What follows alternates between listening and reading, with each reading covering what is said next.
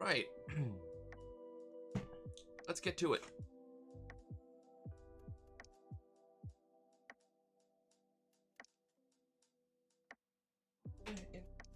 Yeah. For a month.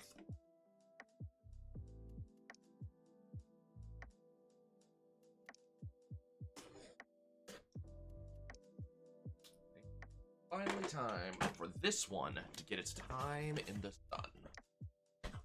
Looking forward to it. I actually have someone to play with, which is excellent.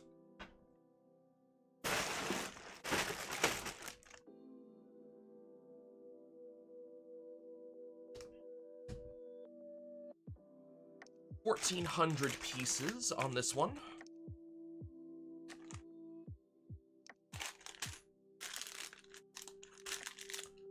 Where's bag one? There's bag.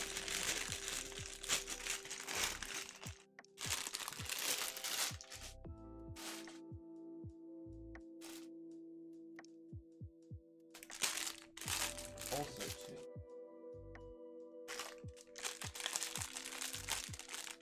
Five. Also bag 5.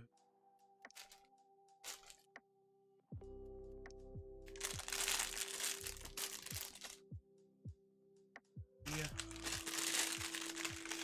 4. Also 4. That's also 1.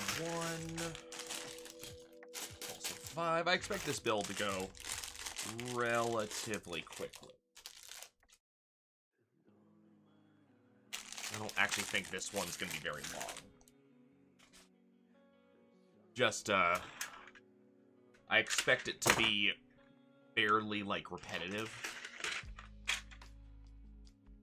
As a general rule. That is a bunch of base plates. Yeah, if you kind of look at, you know, number one, it's definitely a smaller overall build than the last couple I've done in terms of piece count. As a comparison, you know, the question mark block was 2,000 pieces. This clocks in at 1,500, but also comparison of the actual books. You know. Question mark block was, you know, 300 some odd pages. NES and TV was about like 250 pages each. This thing is 64 pages total. No. Oh, it actually gives you the general piece movements. That's interesting.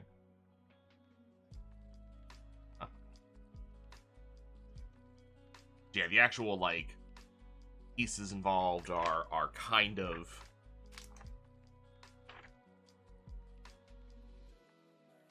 minuscule.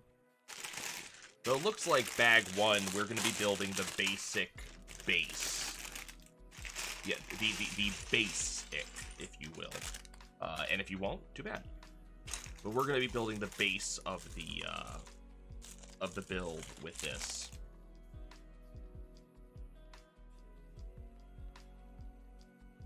I haven't actually ended up playing chess in many, many years, sadly.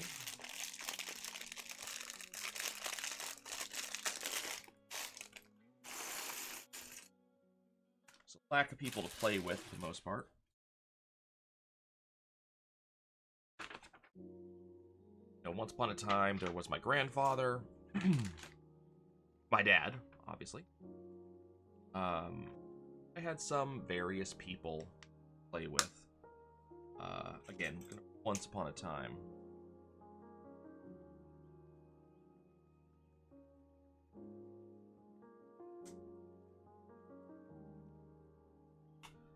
Fortunately, just for whatever reasons, a lot of those are just no longer available, so I haven't played in a while.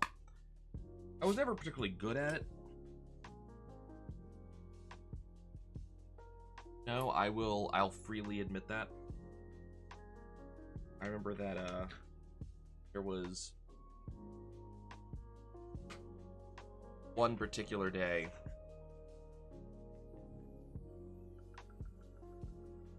that I was playing with my grandfather. And I was actually doing well. I was actually in a reasonably good place. Now, you have to understand, my grandfather was a engineer who went to college at Purdue. So, generally speaking, a very intelligent man.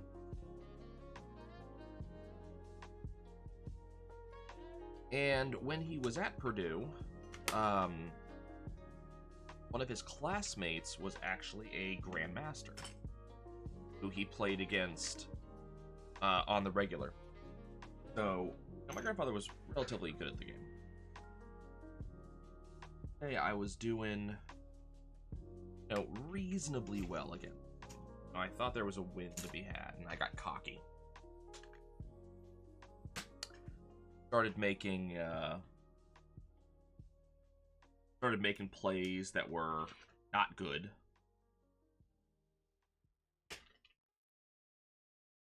Put it lightly. And I forget exactly what I had against him, but like I actually had a reasonably full board of pieces to execute the win with. And I had him fairly on the ropes. No, I'm not going to say that he was guaranteed loss or anything. I had him fairly on the ropes. I outnumbered him, and I had good board control at the time. Cocky. And he kind of watched me setting this up. And, at one point, he actually did congratulate me on, a really good game played, setting up well, things like that. And then, like I said, I got cocky. And, I forget what he had. He had, like...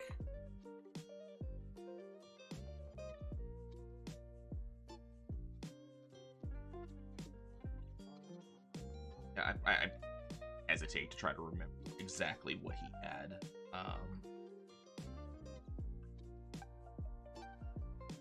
Set up there. But he had, I want to say he had a rook or something. That, he started just pile driving through my, my pieces. He just kind of broke everything. So this position that I had nicely built over the course of the game, he just destroyed and came back to a win. When you have a good number of people set up and your opponent takes, effectively a rook and a king and eats you alive,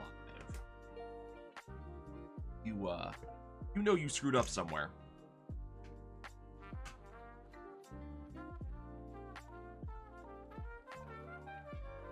I used to love playing against him. There were, he had a couple of,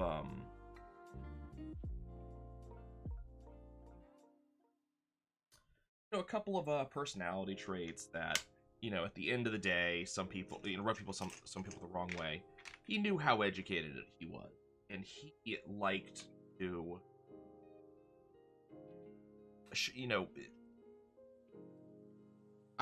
part of me wants to say he wanted to share that education. He wanted to teach people. Yeah, wrote a book a number of years ago, along with the help of a couple of famous people who I don't actually know, like famous in their own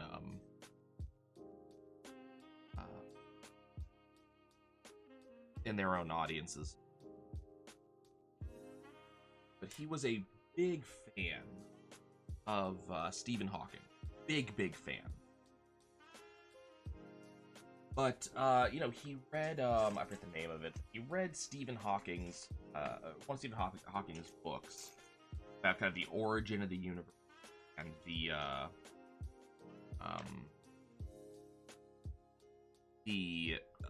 acting um,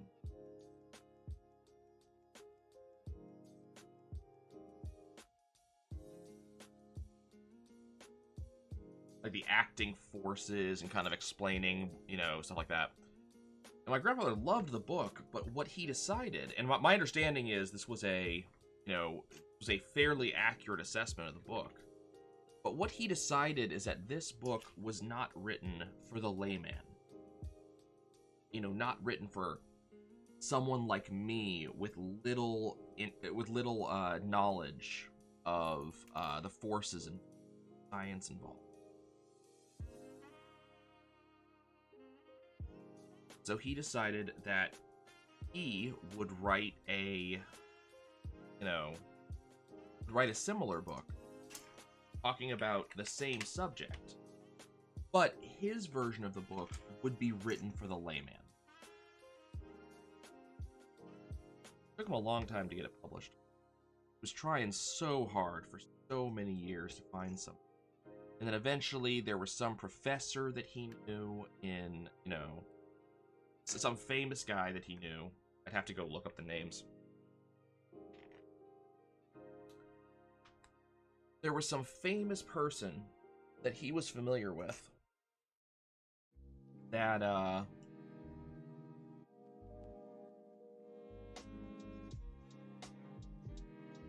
he was able to connect with, and this famous professor, scientist person kind of made it, kind of joined in on the project.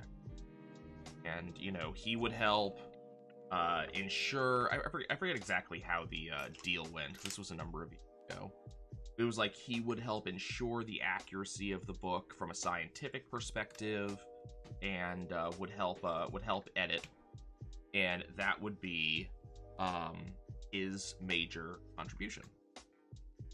And of course, he would be billed as an author, which that suit my grandfather just.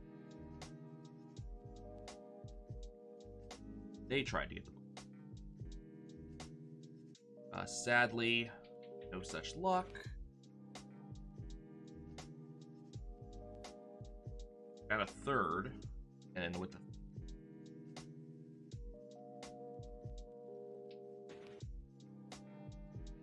enjoyed spreading knowledge. Now, the downside to such an endeavor is that if you're not careful, it does make you,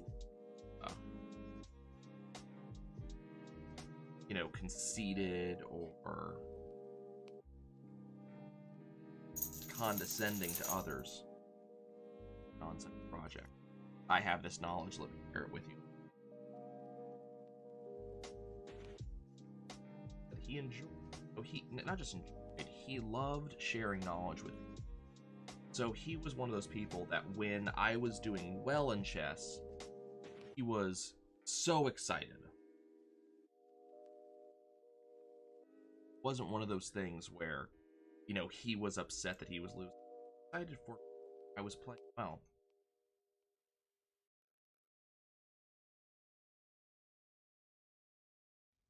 Never did beat him. No matter what I did. Is it the Harry Potter chess set? Nope, just the normal one. I actually have a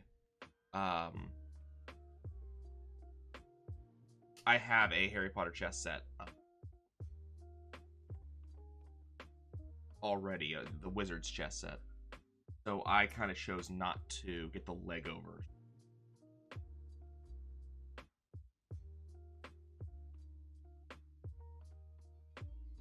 Never did end up beating my grandfather. Towards the end of his life, which, I mean, we didn't know at the time it was the end of his life. Towards the end of his life, I went to visit him. I was very excited about, made the chess set into chess. I'm not sure what you mean. Are you talking about how this build you can play checkers on? Also, hi, Geo is dumb. Doing one? Yeah. This build? Yep. But I mean, I've bought chess sets in the past that were 2-in-1s. Doesn't amazingly surprise me. They do play on the same board.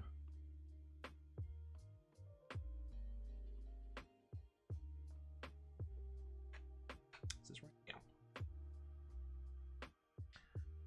I mean, there's not really a make it into checkers. It's just you put the chess pieces away and you pull out the checkers pieces.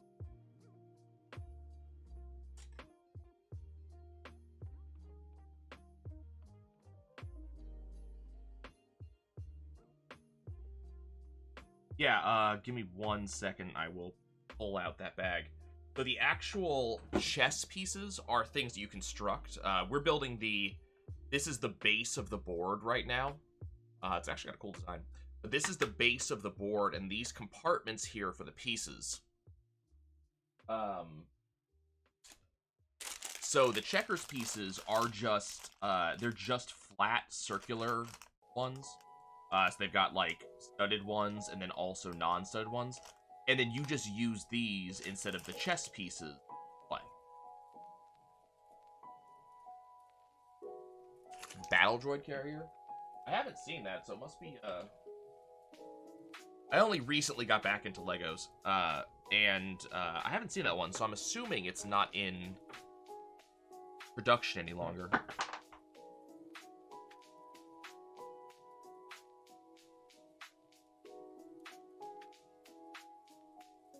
I hate the base is warped. I think it was made in 2016. Yeah. The build that got me back into chess was, sorry, not back into chess, back into Lego, was the Lego Wall-E. And it also was, you know, made around that same time. So I know that feeling. And since the one you're looking for is Star Wars, I definitely imagine it's gonna be more expensive.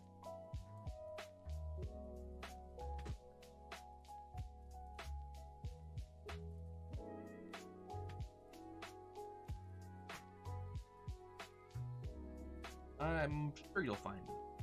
I just jumped on eBay and just watched it.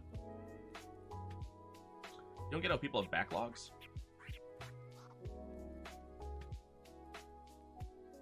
I mean, I think some people just, you know, bought sets that they never end up playing. I bet you there's a bunch of parents who, I bet you there's a bunch of parents who bought sets for their children and then never gave it to them, or, you know, something of that nature. Which is where some of these old, still packaged sets come from.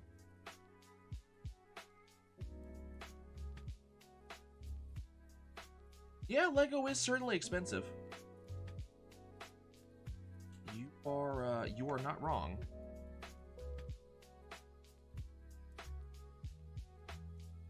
I think it depends on how you look at it, though.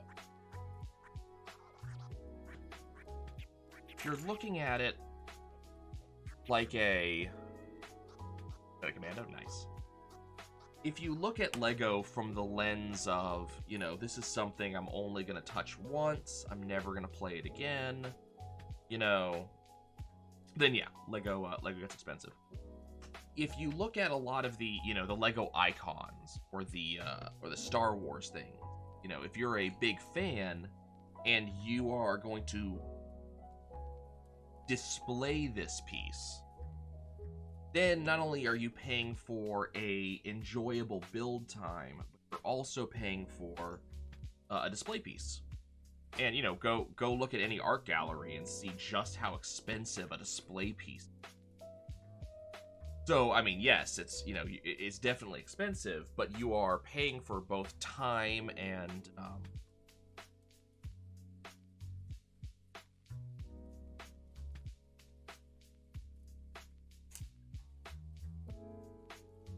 don't they have a current? But yeah, you're paying for, you know, you're paying for a number of things. One of them is time, and one of them is to display it.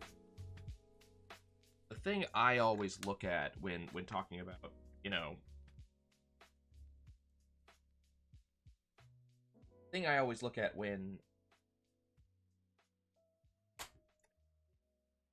looking at these things, you know, amount of time you get out of a set or something like that, and how much you spend on it. I always look at movie theaters. I compare it against movie theaters, because movies are damned expensive. You know? Thank you for the follow. Appreciate you.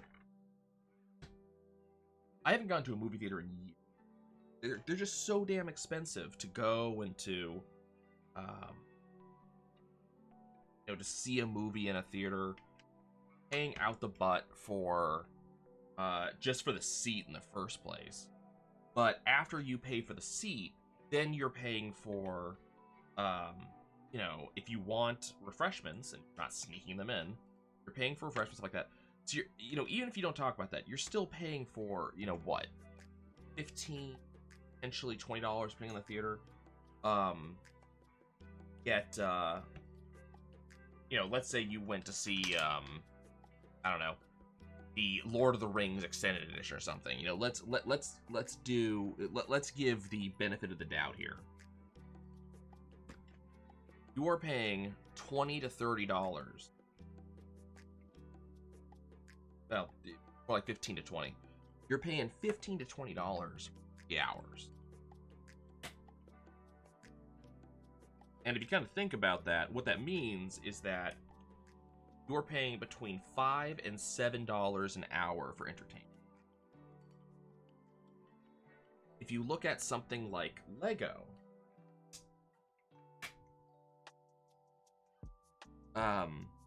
you know, I'll look at the Mario build recently. The Mario TV build, no, the question mark block build was about $200. It took me 10 hours to build it. So right now, that is $20 an hour. But that build is meant to be a display piece. You know, it's meant to be something that you put on a shelf or something. People can see it. It's actually behind me right now, but I haven't found a good way to play it yet. But, you know, that's meant to be a display piece. The base plate being slightly... Okay. Kind of... You might be able to actually see the slight curve here. But that was meant to be a display piece. So not only am I paying about $20 per hour, but also, and that's just build time, but I'm then getting, you know, display time out of it. So on the one hand, yes, it's expensive. Lego does tend to be, you know, kind of the luxury market.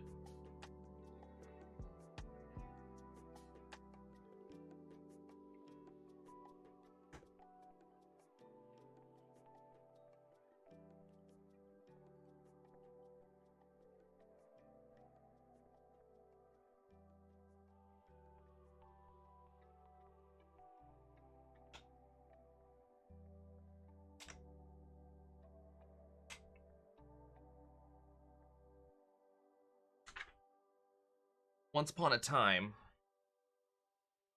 I used to, I mean, this is not something that ever changed, really. But once upon a time, I talked about the hamburger rating scale.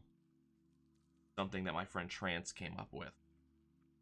It's the idea that if he, you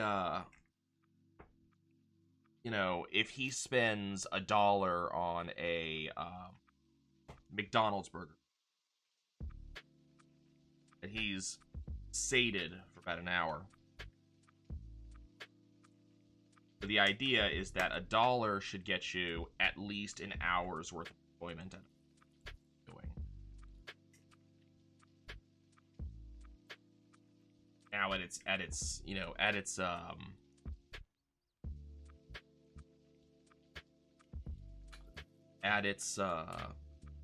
you know, outset, you look at a set like this. I want to say the Lego set's like $70. I'm not going to get 70 hours out of this build. You know, it's not going to take me 70 hours to do this build. I don't think it's going to take me 3 hours. But if I use this as a chess set, I very well might.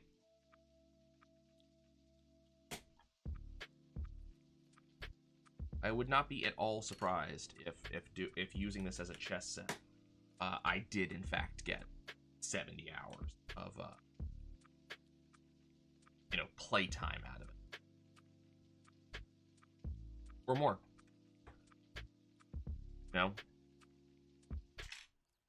I think it ends up being worth it. For the display pieces that I have, those are ones that are a little bit harder to quantify. You know, we're looking at talking about sets that you know, are both more expensive but also are sitting on a shelf. A little bit harder to kind of acknowledge how much, you know, dollar to pound of flesh you're getting out of that one. Okay. This piece is done. So kind of neat. So we have 2 compartments, which I know are for the actual pieces themselves. We have a neat red and black motif. I believe the other side has a white and black motif, so you know what side you're on. We're gonna have, you know, the actual plates are going to sit on top of this, kind of like this. The board will be on top. And it's meant to be split in half for easy storage. So we do have the, all these things, little axle pieces. And the other plate will have the little, you know, socket that these stick into. And then you can stack it vertically on top of each other. Piece of storage. But this piece is done. On to bag 2.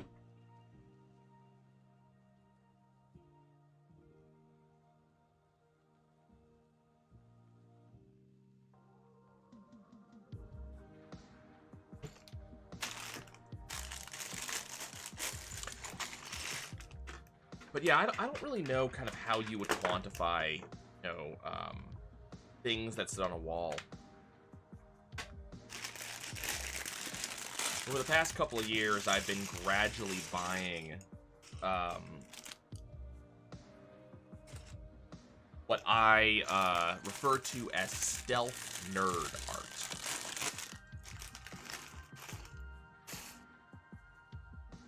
And what I mean by that is, I mean artistic pieces of various types that at face value might not be as obviously a nerd piece as it actually is.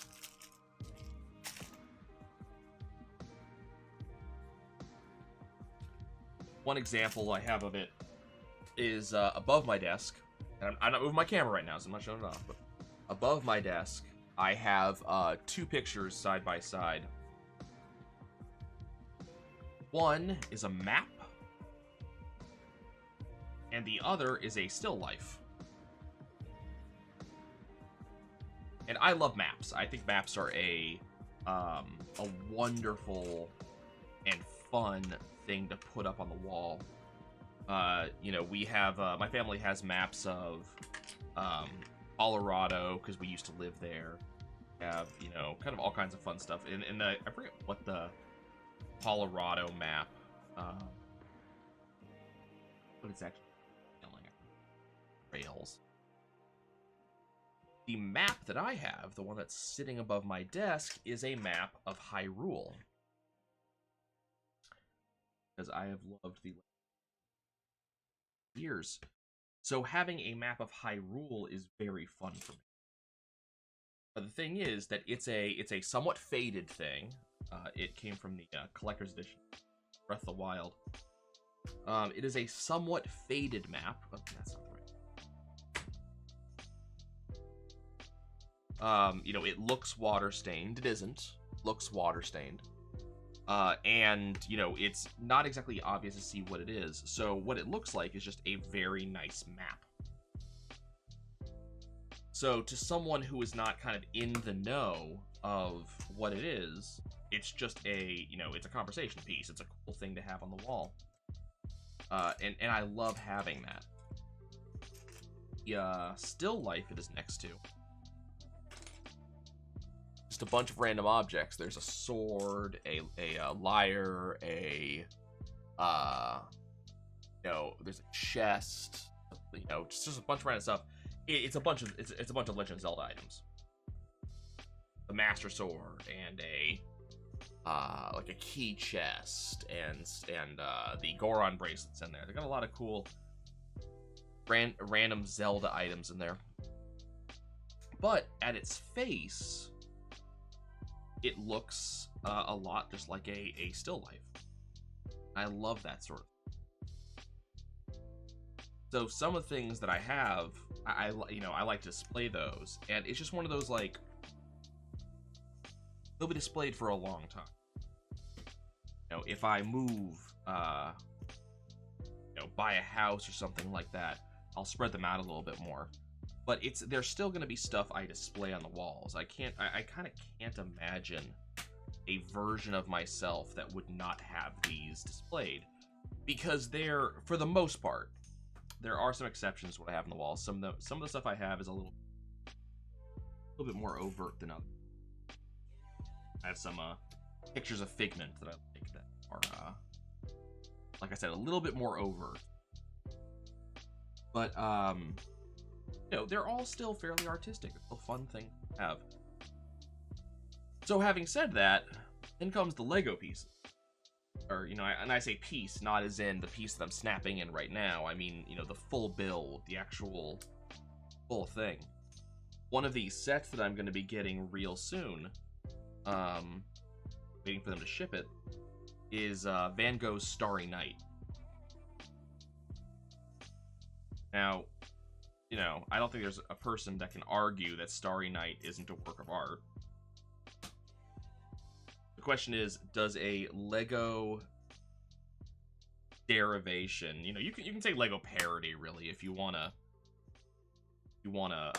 go that far, but does a Lego derivation of it lose the art, the status of art? And I don't think that's the case. We can have freaking Andy Warhol making paintings of Campbell's soup cans, and that's art. Then I don't think there's any problem with a Lego version. So that's still gonna be a cool art piece to have for a good long time.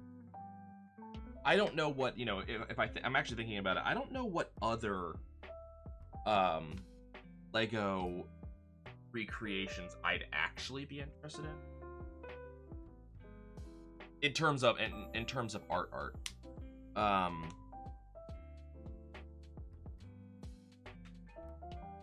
I probably wouldn't care about what is it, girl with a pearl earring. Don't think I'd be interested.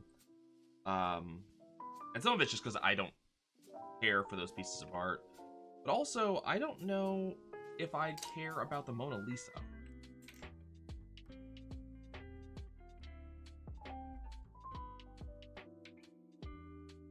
I just, thinking about it, I just don't know if that's something I'd care to have. It wouldn't be hard to make, and I'm sure Lego has either done it in the past or they thought about it. I don't know about the Mona Lisa, but, Starry Night definitely feels like a thing that works in Lego block form.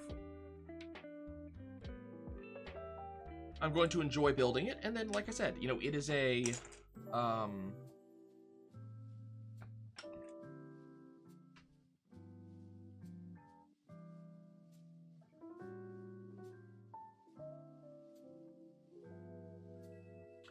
something that's going to be on my wall for quite some time, for a good long time, unless the bricks get deformed.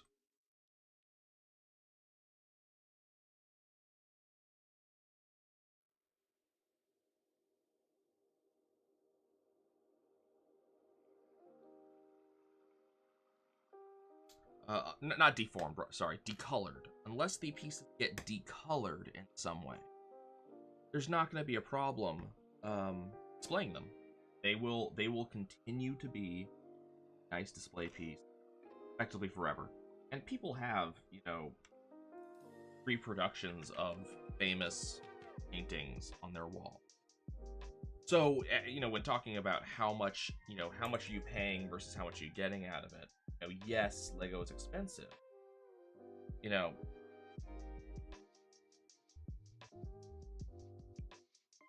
I don't imagine that just a standard poster of Starry Night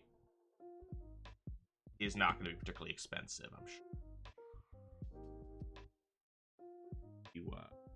If you go get one, I'm pretty sure just like a poster of Starry Night will be relatively inexpensive. But a canvas reproduction of Starry Night might be expensive.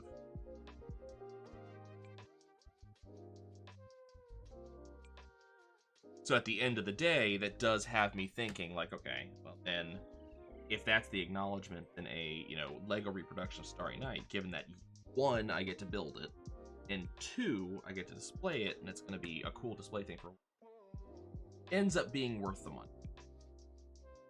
I've looked at a Lego website, kind of trying to decide on various sets I would be interested in.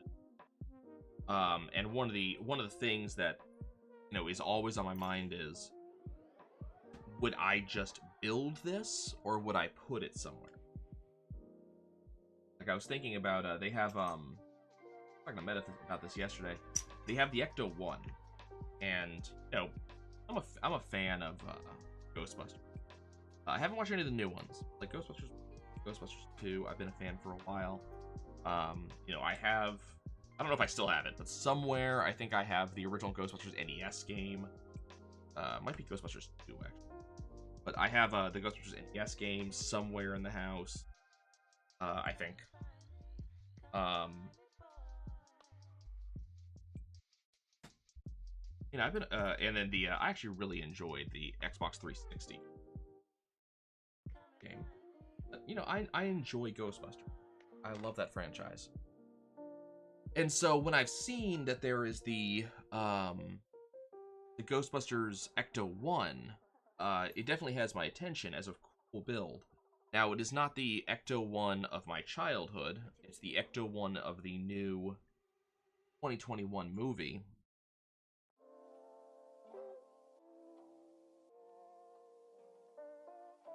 Which I need to see, actually. See that. But that's still, it's still Ghostbusters. So I would enjoy building the Ecto 1. The question is, do I have a place and would I want to display?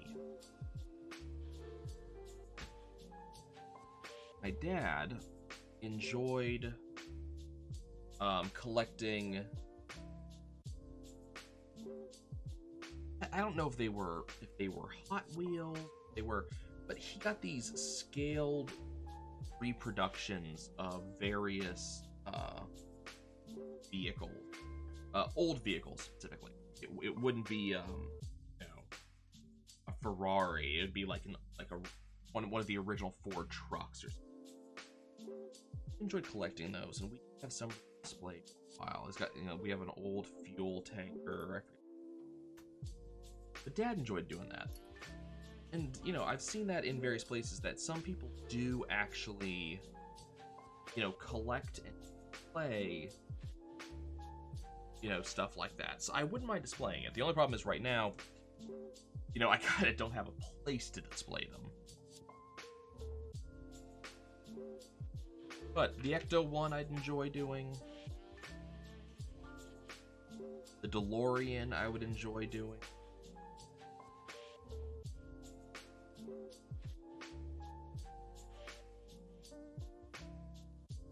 Those were, kind of movies I grew up on. I enjoy.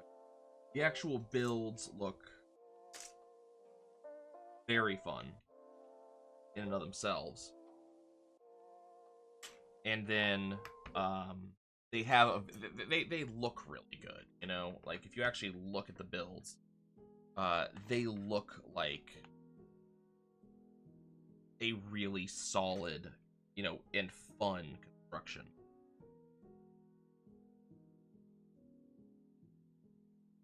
It absolutely gets my attention. So those may be something I do in the future. But again, it is the question of like, are you know, do you want to display it? Do you just... Lego has a lot of sets. They have, you know, there's a fairly large set of Bowser that looks cool.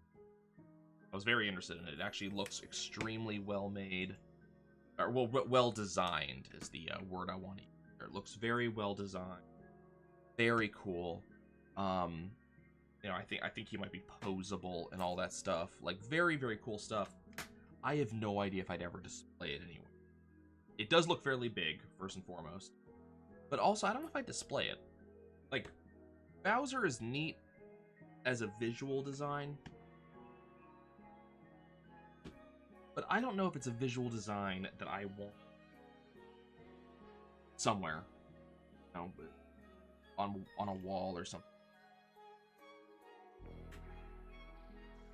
That does give me pause.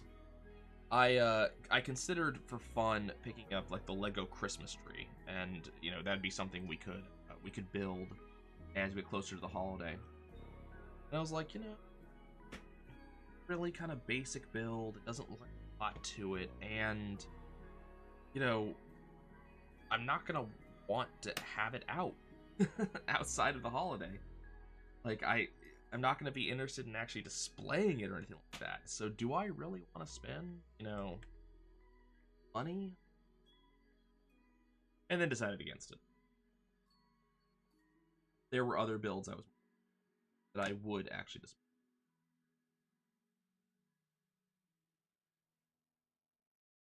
I think my other concern with the Christmas tree build is that it was so basic. Like I was looking at it and looking at the pieces involved, and I was like, from what I could see, just kind of reviewing it, it was a build that I would have made as a kid, you know?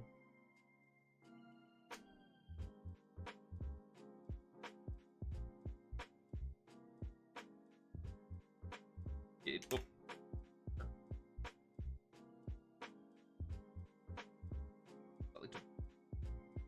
There.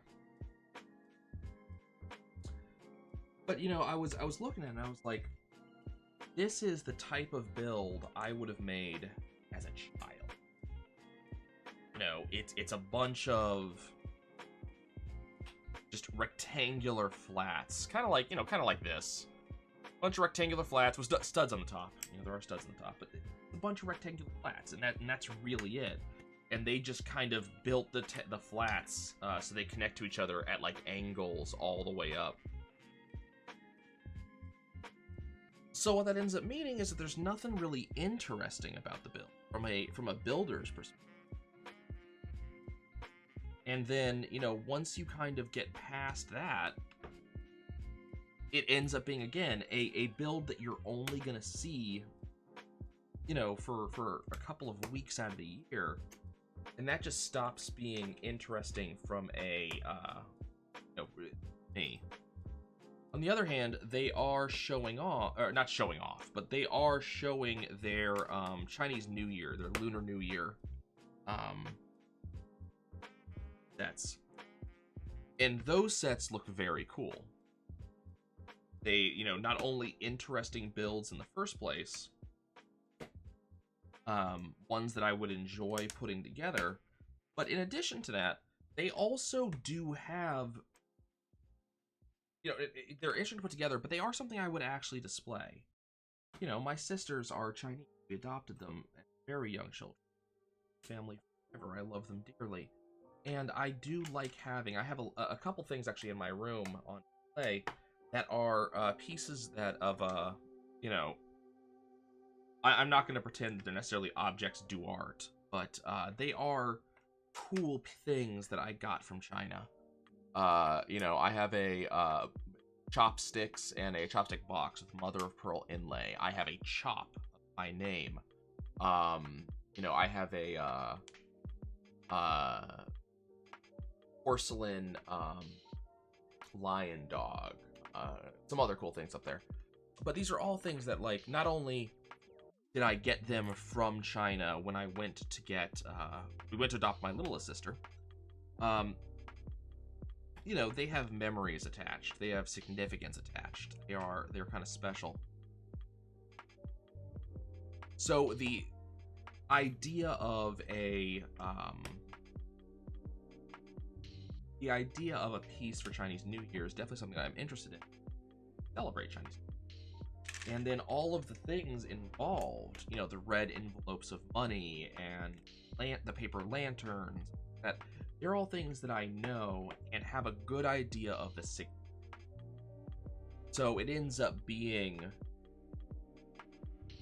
you know, a more significant piece to me. And then also, the two pieces I'm looking at that I'm considering getting are also good looking. You know, not only are they more complex bills, they're things that I wouldn't do as a child, but they're also good looking. They are actually good looking sets. That's just kind of one of those things that you sit here and you go, no, that's important to me. If I'm going to display this set, and I want a set that looks good, that actually has a good visual impact. A lot of the sets that you're going to see on this stream in the future on this channel are specifically going to be visually appealing sets. I've got some sets coming in that are not, you know, they're not going to be amazingly difficult to build, I don't think. But they're going to be very visually appealing. They're also going to be much quicker builds. They're not going to be the multi-hour builds, I don't think. They're going to be more like this one. I think this one's going to clock in about 2 hours. Works out.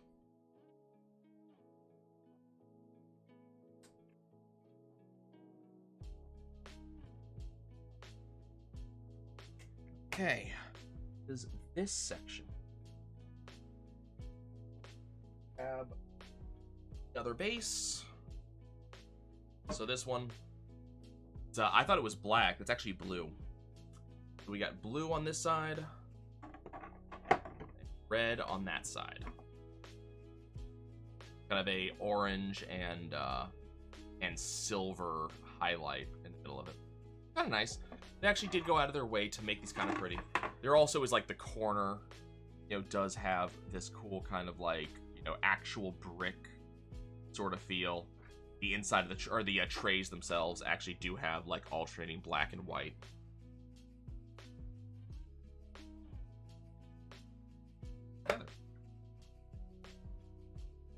Now we have a base with 4 compartments.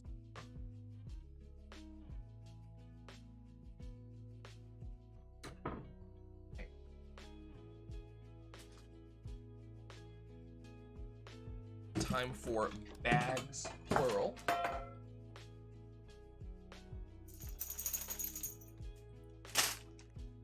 Numero 3.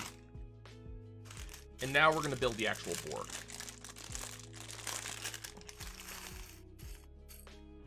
As you can see from a bag of all white, a bag of all black,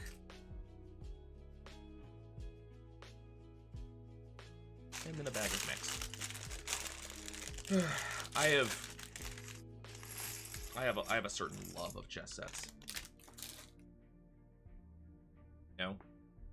Like, chess sets they can be made very pretty.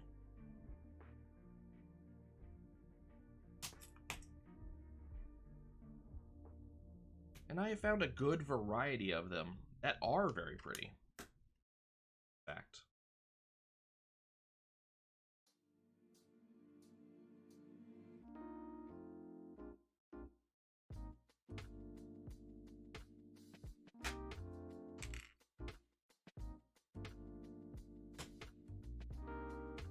But I have definitely seen extremely pretty chess sets. I'm dumb. Oh dear. Find that now. went flying.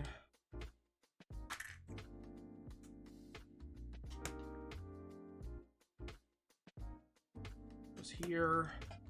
I go away to figure out where that piece popped, because that is not they're likely extra. Luckily, I have a good idea of where it went. Did see it fly into.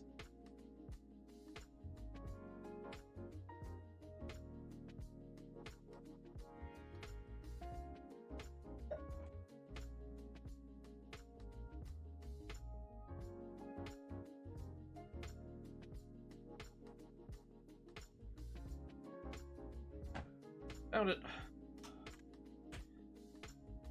So I'm going to... I know how their instructions say to do this, but I think I'm going to assembly line it.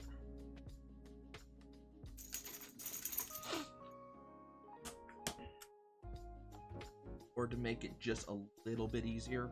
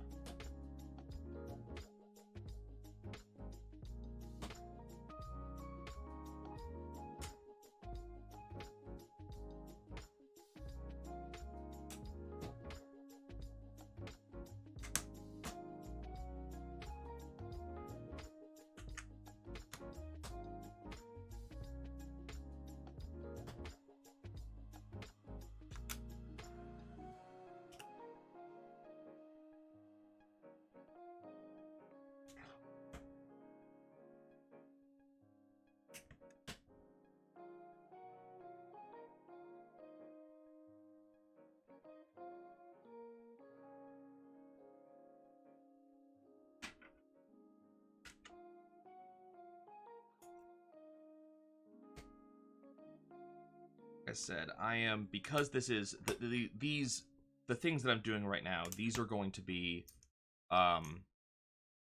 all the same stuff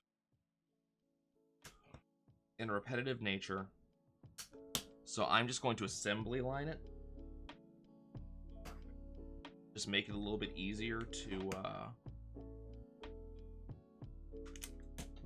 do this.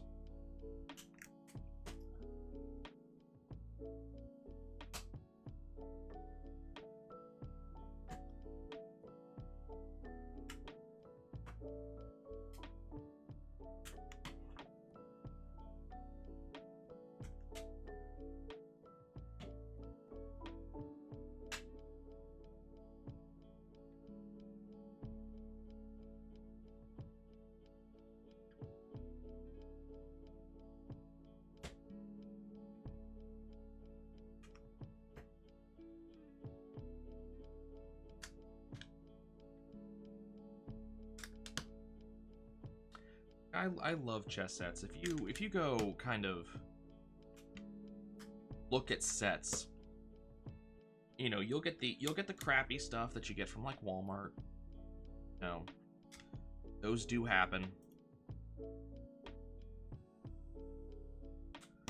Always going to be the crappy Walmart. But if you go look elsewhere, you'll find some really nice looking ones. And sometimes it'll be a set based on something. One of the sets that I have, is the Lego. Sorry, not Lego. Is the Harry Potter Wizards set, which I really like. I think it's extremely pretty.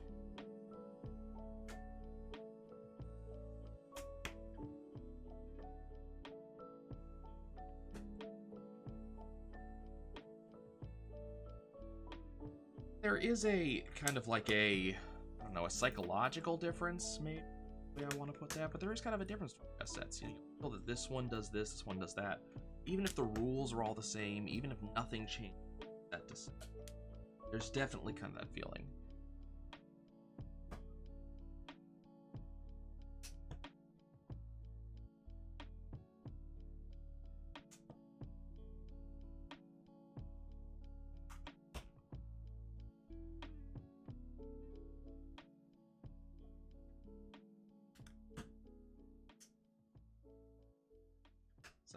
Enjoy having this one. It's very basic. You know, this is not a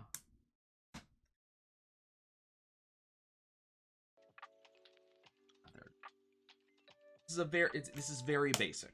So, you know, there's not a lot of excitement to this.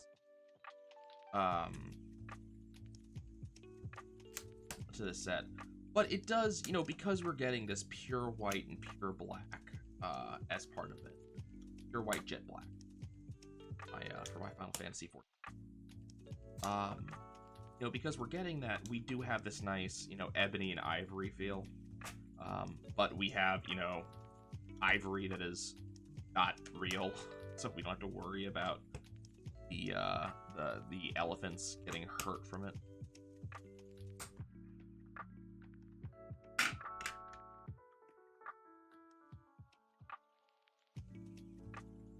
I remember having the same feeling about a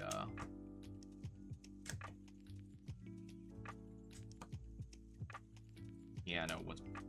Once upon a time, my family had pianos. Get an upright for my entire childhood. The old, much beloved. Practice on. On a time, my mom, my dad bought a baby grand piano. He had one. And unfortunately, we had to a very bad medical place. So mom had to sell the baby grand. Lovely piano, though. Very nice. And I remember, you know, the black and white key just looked so pretty. This kind of has that same feeling. You know, this looks very pretty.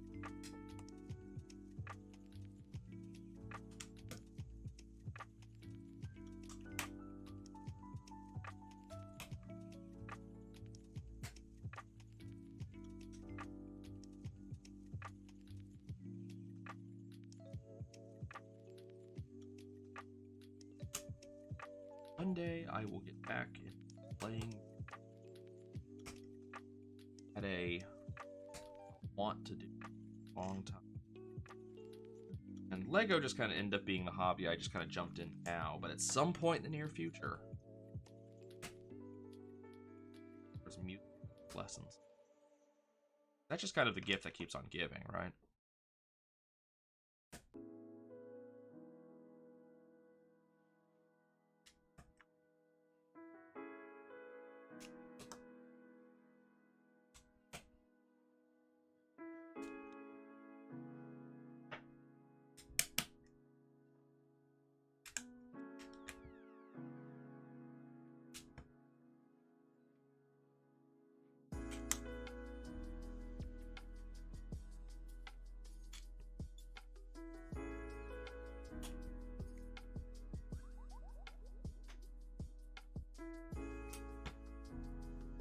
Looking very pretty. Probably before I play for the first time, I'm probably going to take a polishing cloth. Just polish all the fingerprints off of this. Not that it's going to matter, right? It's going to be a chess set, and there will be finger marks all over it. And it also, you know, I'm playing under... I am not playing. Well, playing, sure. I am at play right now, but I'm building under a very bright light at the moment, and the angle of the light versus the versus the pieces in front of me is just kind of very clearly showing all the fingerprints I'm leaving.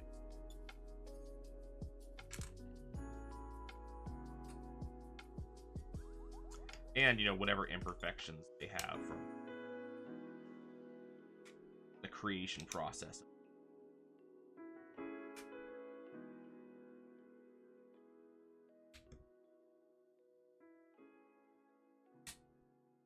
And given that at the end of this is going to be basically a flat board,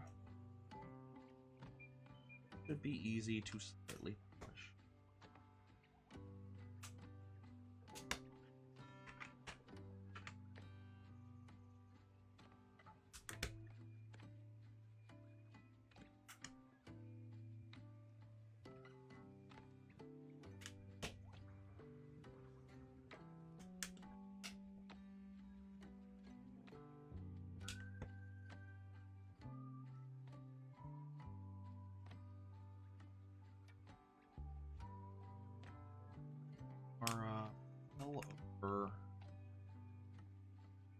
halfway done with this build, my reckoning. Maybe not, actually. I'm looking at the book, and the book says we are, page 31.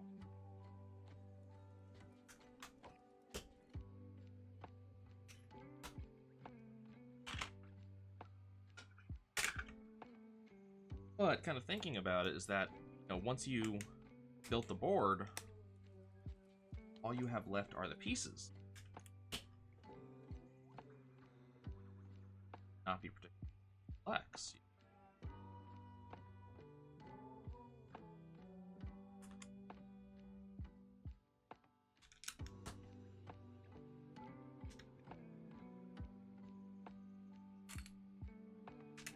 You're almost the exact same thing, the actual colors may vary, but I expect the actual design of them to be the same.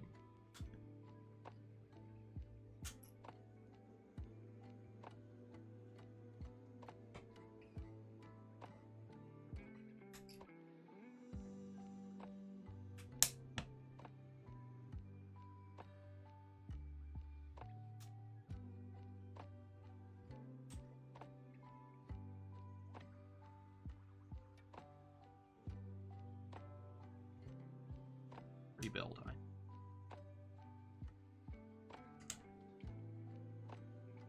not a complex build, which is kind of a joke, instead that got to build a bunch of things are moving. But there's not a lot of like different complex thing in them. At the end of the day, just place piece after piece. No hinges. No hidden thing. I don't know why my camera decided not being focused. You focus.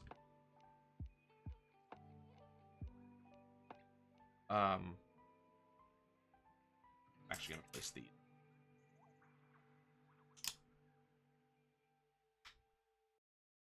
Yeah, there's not a lot of complex pieces or complex parts to this. Why does? Sorry, the camera is blurry right now. I don't know why it's not focusing. I think it's got something to do with the glare off of what I'm doing. It doesn't quite know what it should be auto-focusing.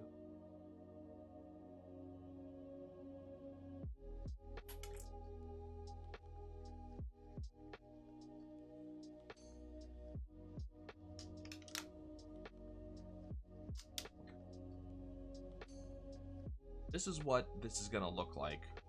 I'll bring it up to the camera real quick. So, can't really see it very well on the white tiles, but on the black tiles you can. So, it's just a bunch of smooth flats, but the actual locations where you place the pieces are gonna have a stud. That's how it holds on to them.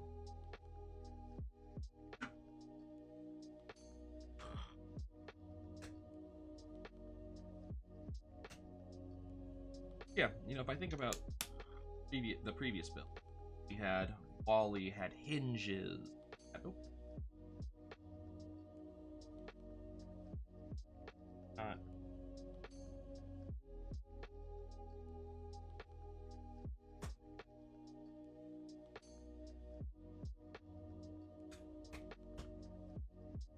But we had hinges, we had treads on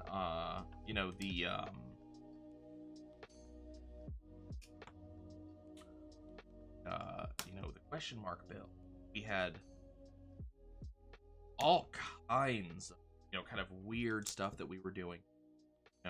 Mega hinges and flipping pieces and all kinds of stuff.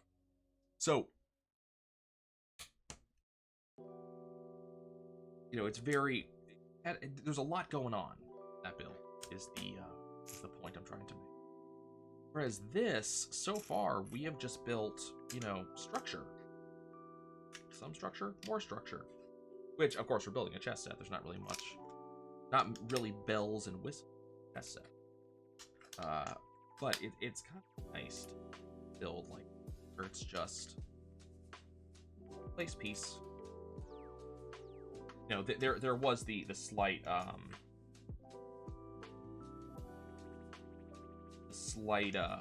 you know,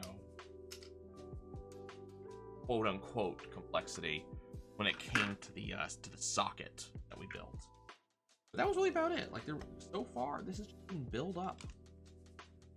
Base piece. Casual and basic build. Which, you know, this particular build is rated for 9 and up. So this is not a complex build intended to. You know, I got it not for the complexity, but I got it because Lego chess. Wish my camera could.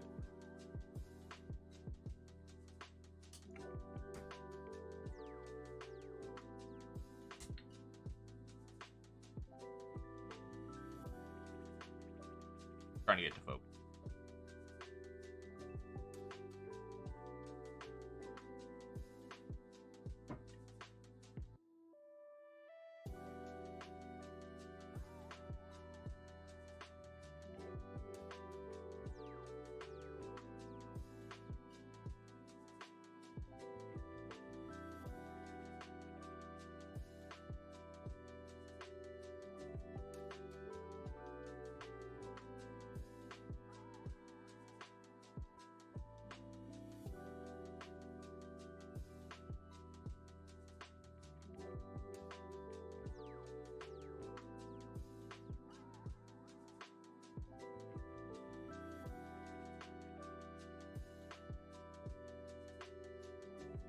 Okay, I did just fix the focus.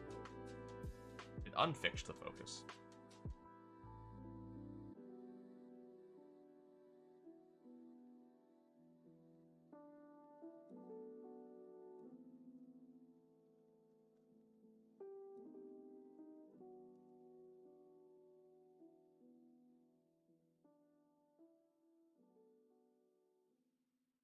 I remember manually focusing with a 35mm camera,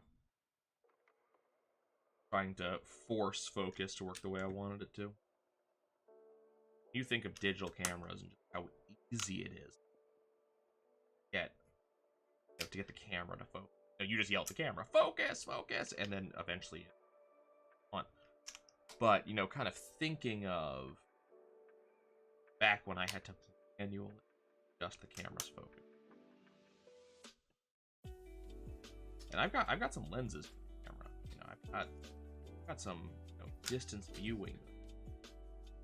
So focusing becomes a much bigger deal than you might expect. When you're trying to do long distance shots or macro shots even, you really do have to worry about how focused it is, especially on a camera that runs on film.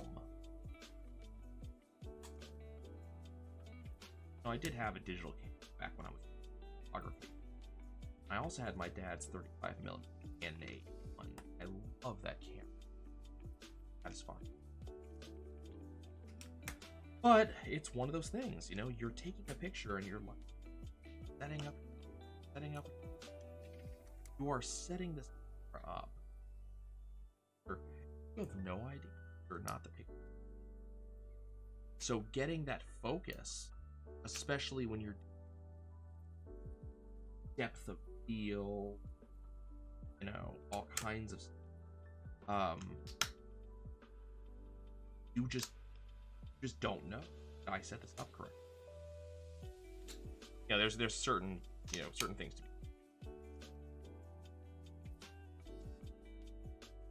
Yes, I did it right because I know it. But a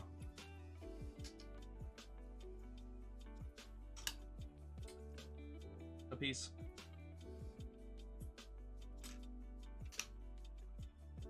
Looking.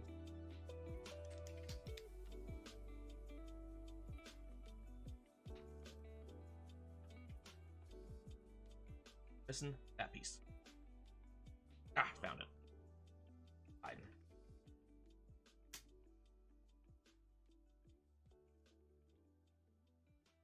So, we are.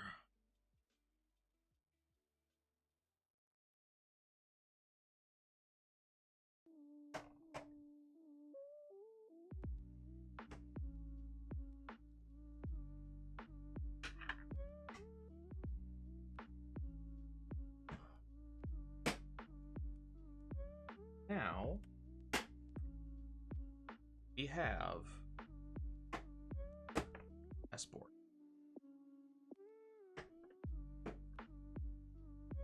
Nice.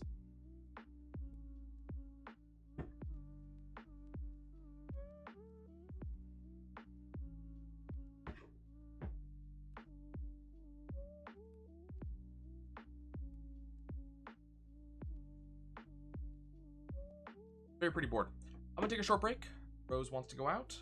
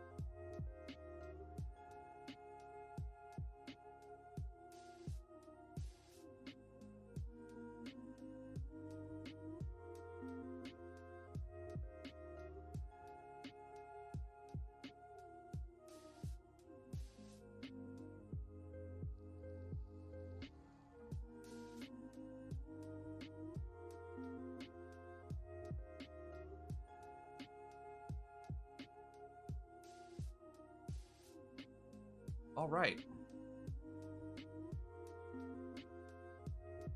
This.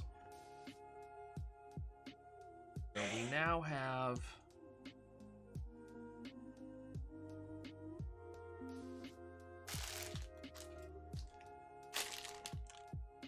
you're done. Our board. Now it's time. Our pieces.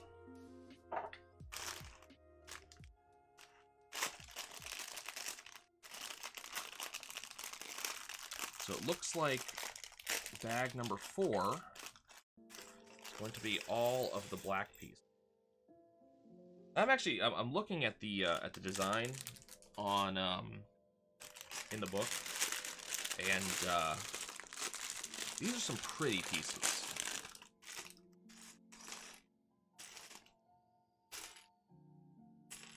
Like, there's some very pretty pieces.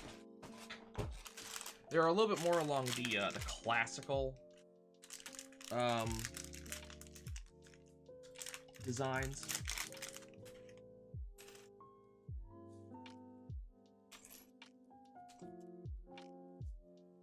There's nothing wrong with that.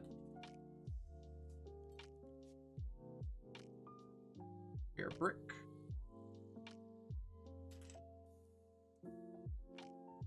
Yeah, Lego did not see it just the designs very much. That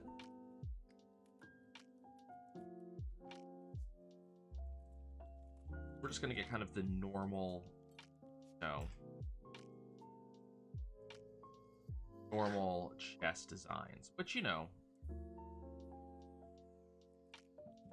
I say normal, but like when you see what I'm looking at, like what we're building, you'll kind of understand what I mean.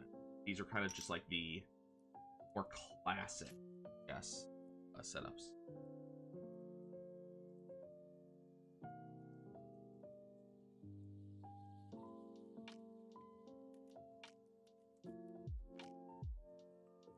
Oh.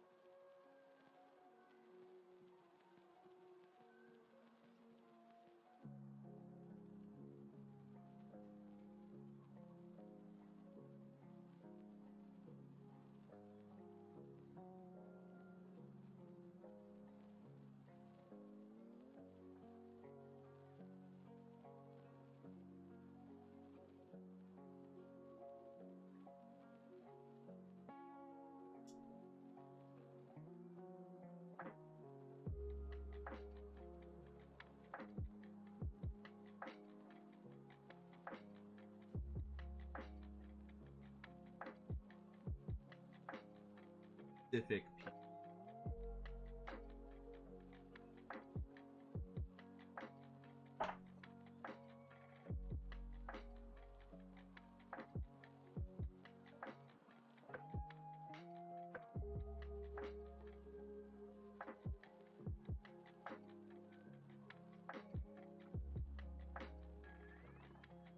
very the visual, but it's also very striking because you will know this piece of Battlefield.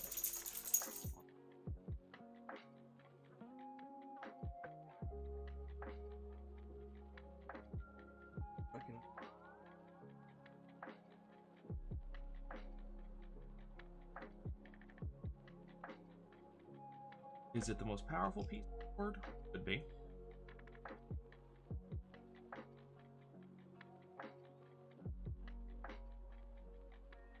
Actually, I think it's not. I think I'm missing which one. I have to look.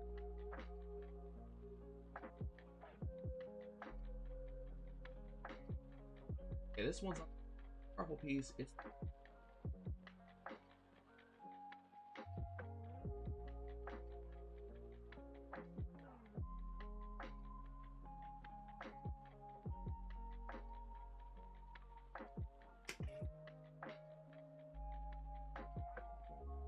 for a very specific piece.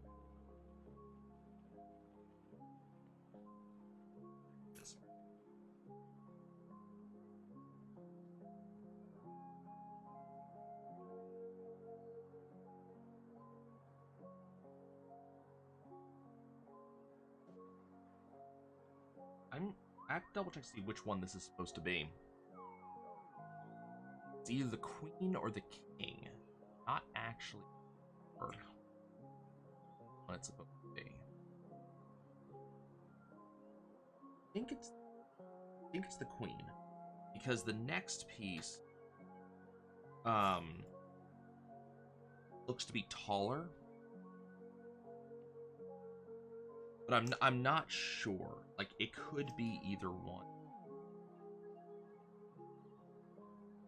Go look at the back of the books. The back of the book identifies how each of the pieces. I'll have to see if that's one of the two I'm building. One I just built was one of the royal. This will be the other one.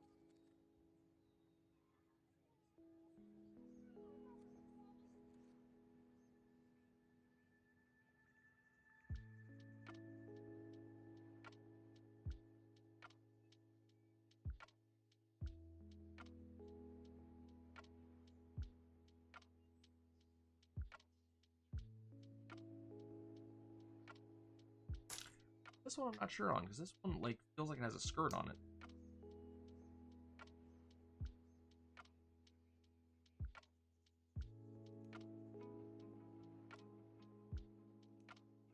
Deciding like what.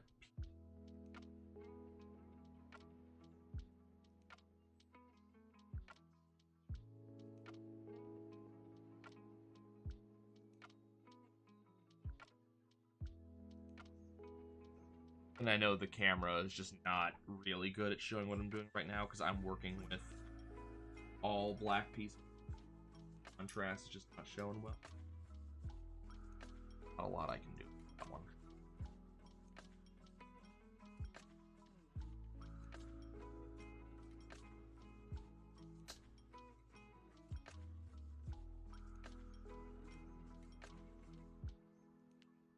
Accurately say one of most important in the this is the that's why. But the other one is the most powerful piece, the queen. That's not to say that the other pieces are not powerful, but you know, decided difference, power level.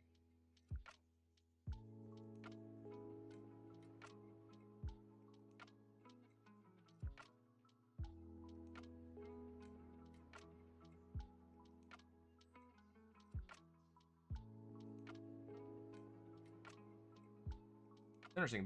This is the ribbed piece. You can kind of see it right here. Those are up and down ribs. They don't want the side to side ribs out.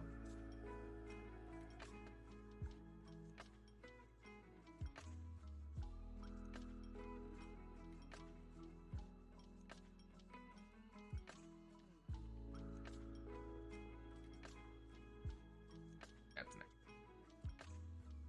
Black.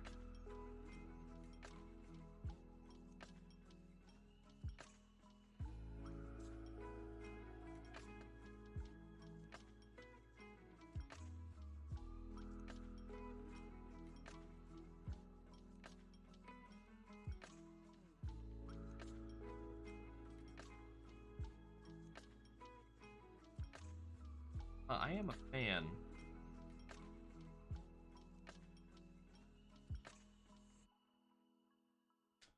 I am a definite fan of visual design, colors.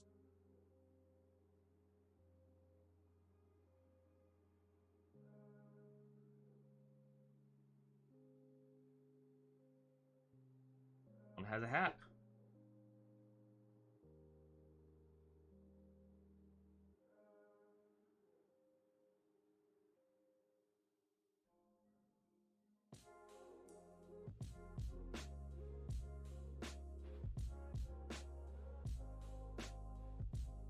Specific piece.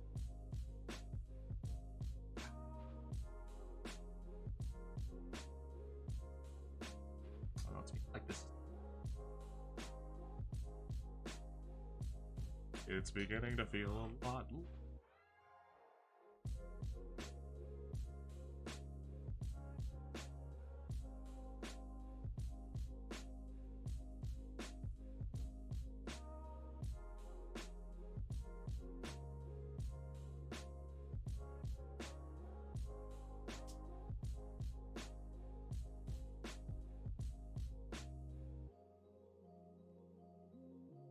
little ramped.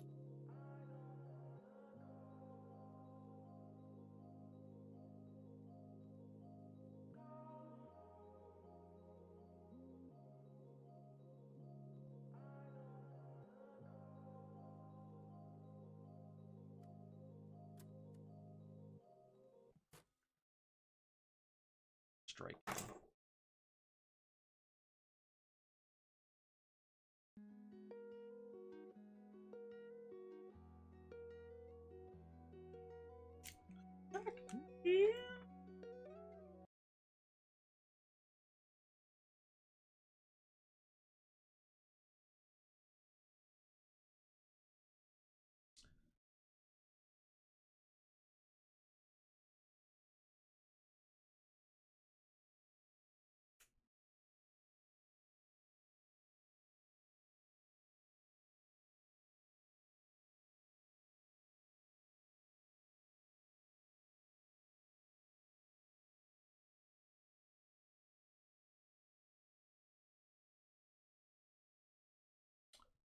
Peace.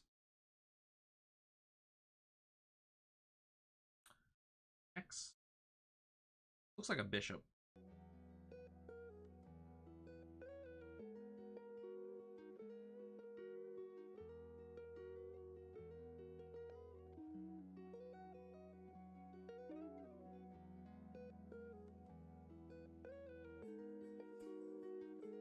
Hard.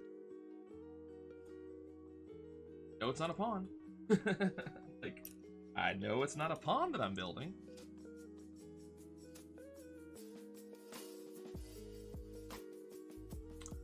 Have much more I can tell you about it, but it is not. How do I know it's not a pawn? Well, I'm only making. I have to 8 up. Yeah, based off of the design.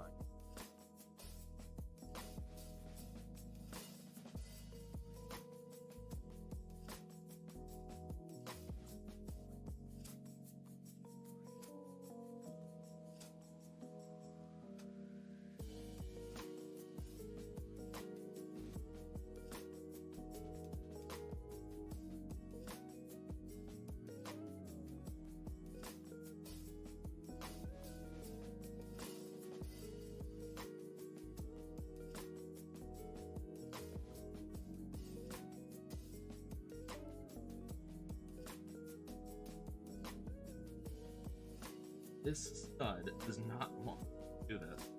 There we go.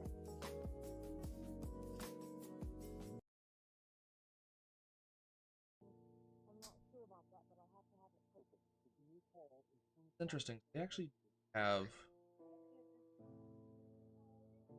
not going up inside this one. Not really not sure. Well, oh, I see. It's because this plugs in here and does not actually have any direct connection. Oh. Okay, that makes sense.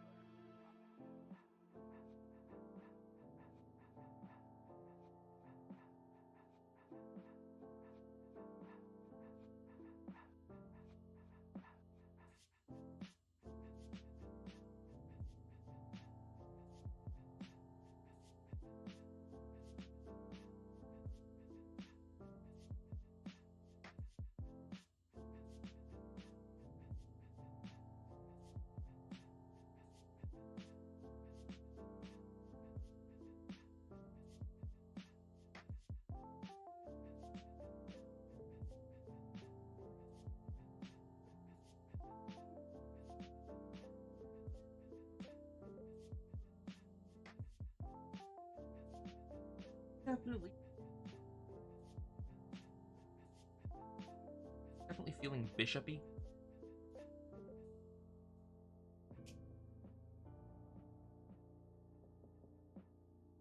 Don't like this really spin.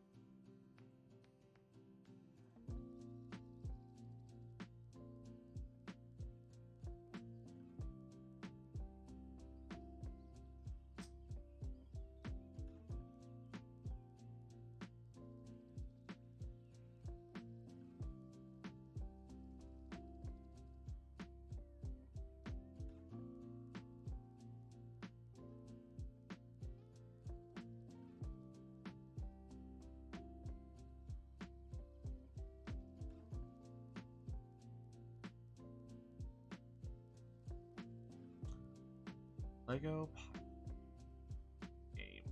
Funny capture. I do not remember. Also Highlander.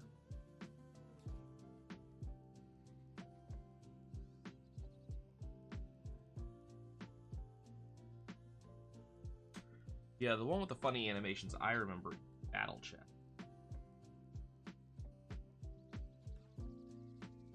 Which, if I'm correct, and I think I'm available online.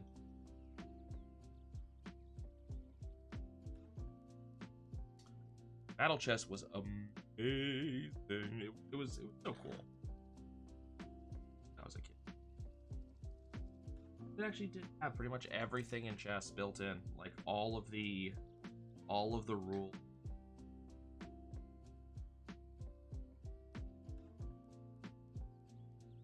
And every combination. Counter. Free.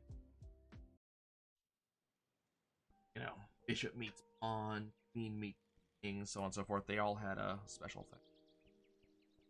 Are they not some? No. Sounds neat.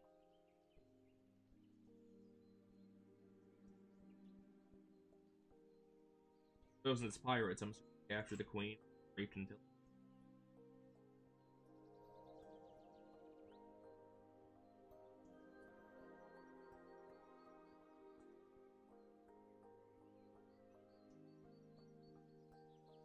Doesn't surprise me.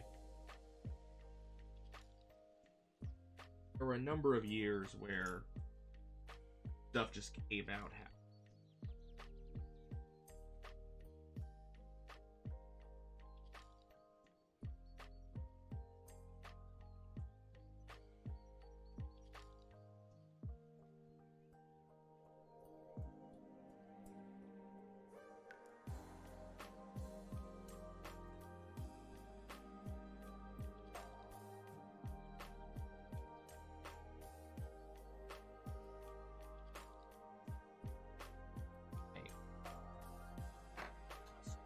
Bishops.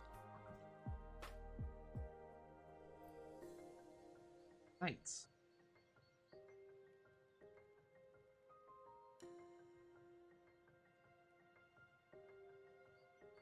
We're gonna be putting these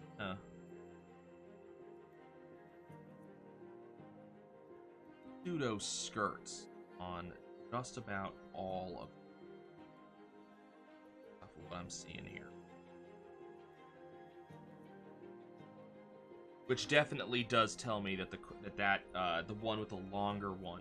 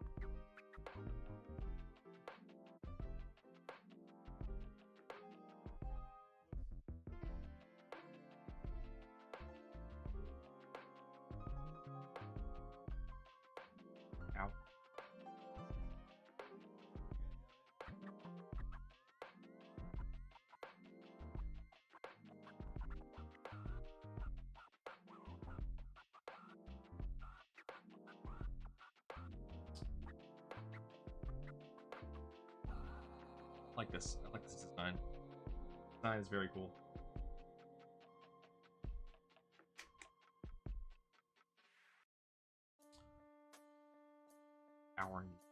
Oh, this actually looks sick.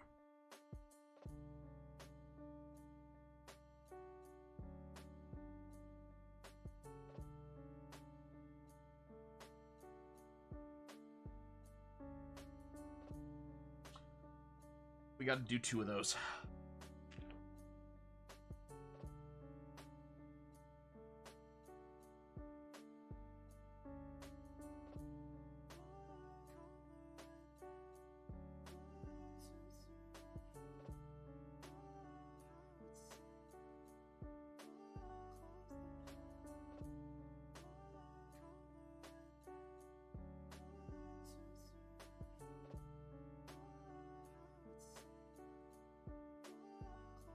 Also, I don't remember if I actually said hi. Hi, Ann.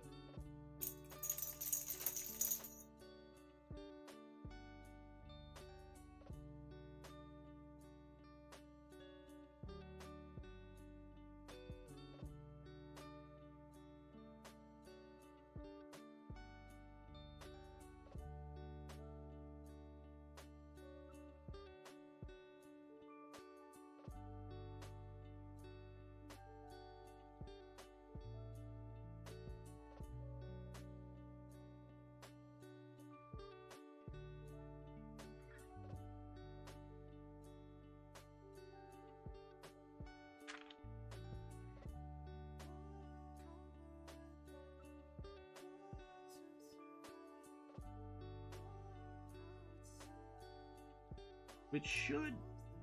You'd think that running out of pieces would make it easier to find the pieces. But no, that's not how it works.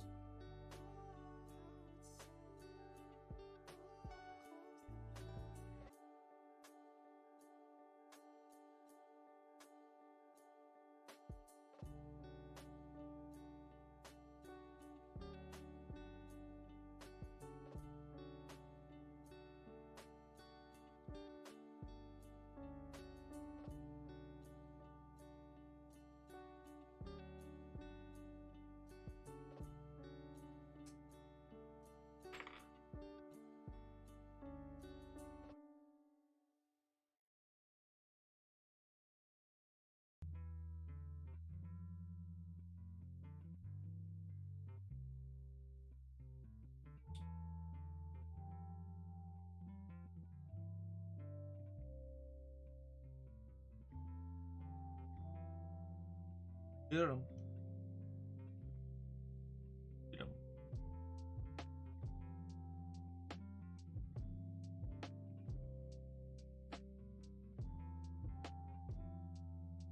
We has 2 horsies. Time to make a rook.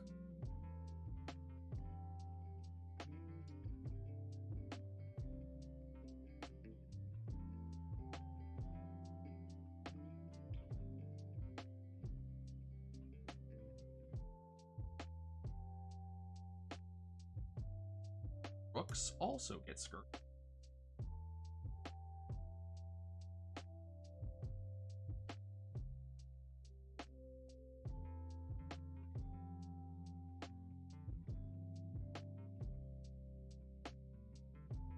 Or what this? Yeah, the castle. Bit of a moving. Don't sound right.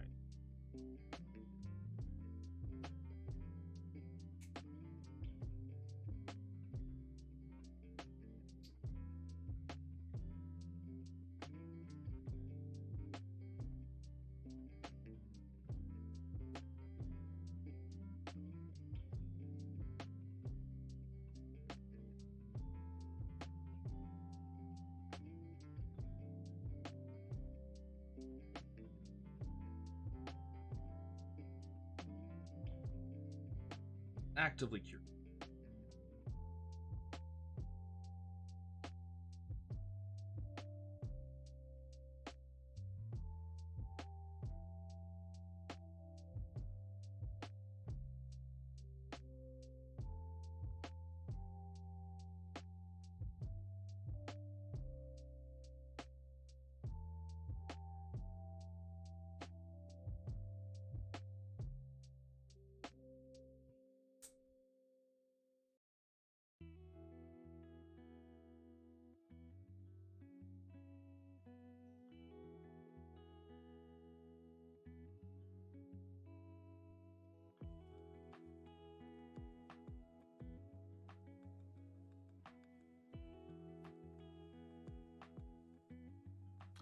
Here's our rook.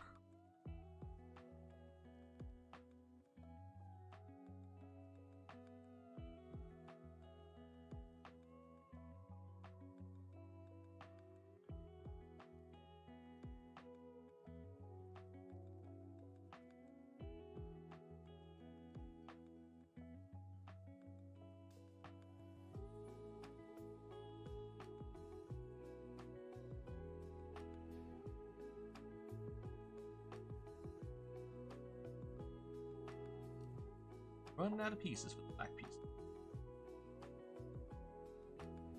Every piece in chess actually has that.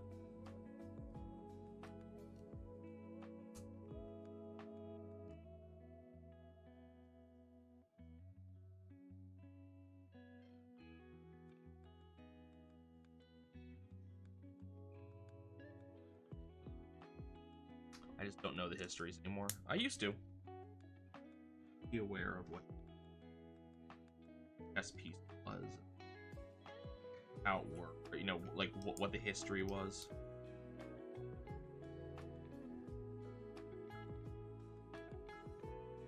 Fun things to know. Etymology of some of things is just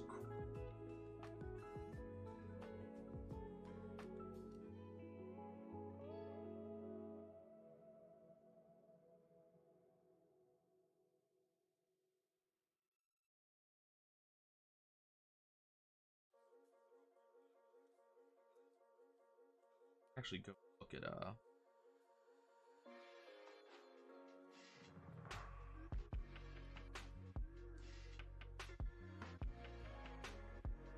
go look up like the suits.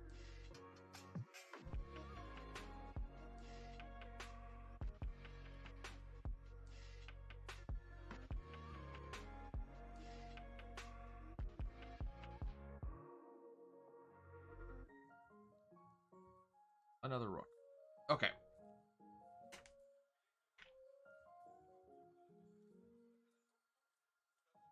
Now we have to make 8 pawns, but it looks like the pawns are fairly simple, as they are wont to be, because they are pawns.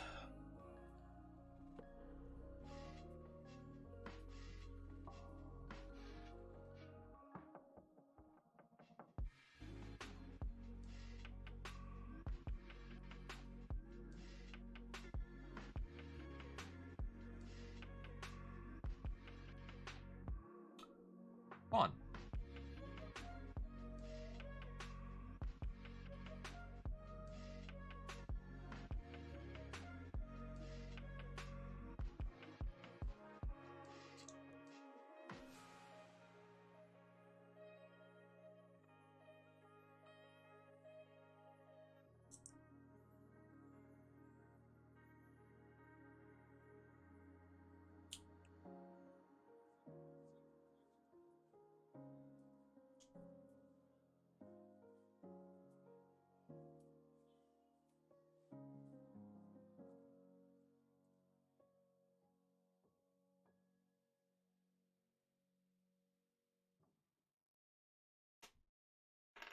Assembly. Let's face it. Exact same time. Well, 8 times in a row. Count the array.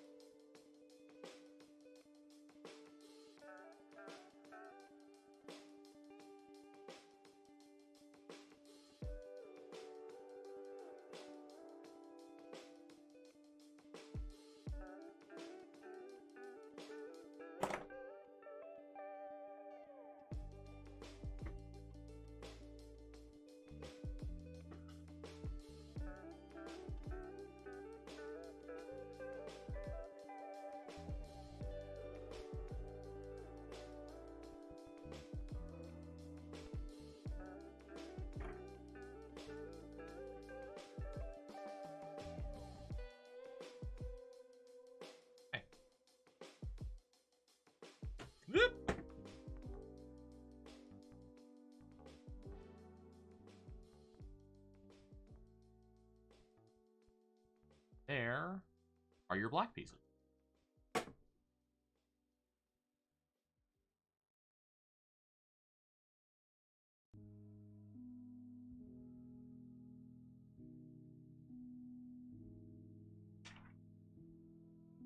Okay.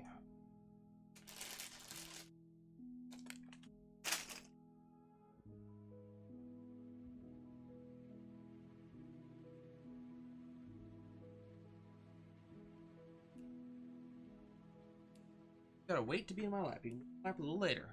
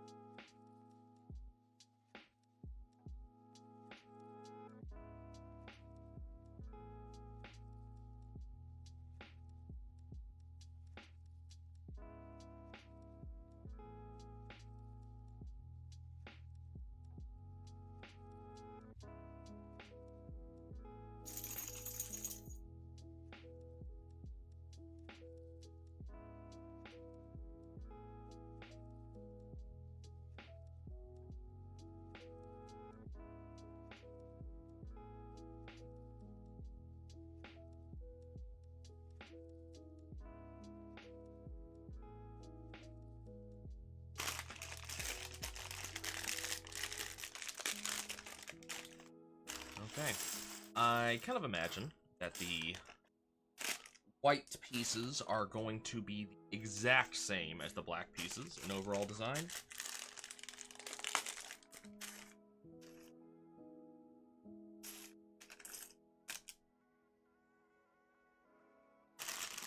With the exception of colors.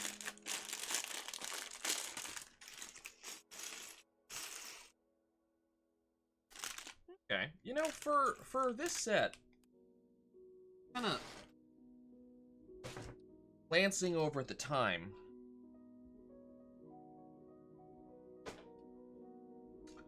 and you know, for this set, this was a fairly cheap set. I think this runs about $70 or so, and it looks like we're gonna get about 2.5 hours out of it together. Depends on how long it takes me to build the, build the pieces and all that. But, you know, that's still kind of respectable, actually. If you think about it, like, that's...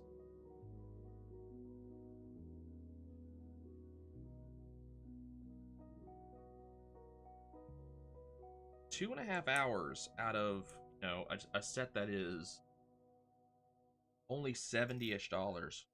Definitely, definitely a solid bang for your buck. And that does make me feel good about the sets I have on. A lot of them are cheaper sets. Not that there's, you know, anything bad about them being a cheaper set. Just kind of I wasn't expecting such longevity out of them.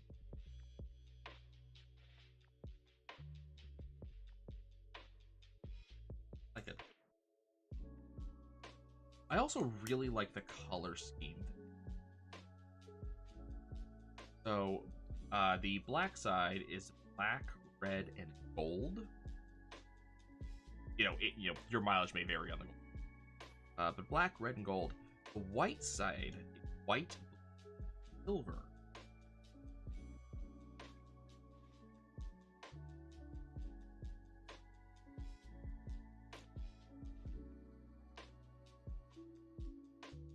I have been a fan of the blue and silver combination for a good long while.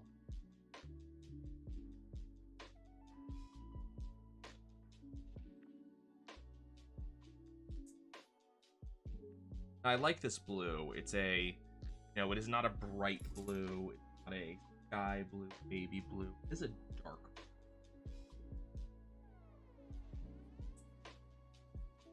I appreciate. I like the darker blue.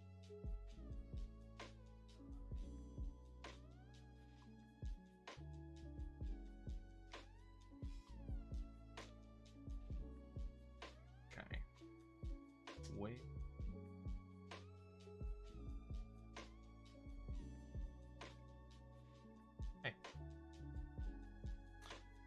Here's our king.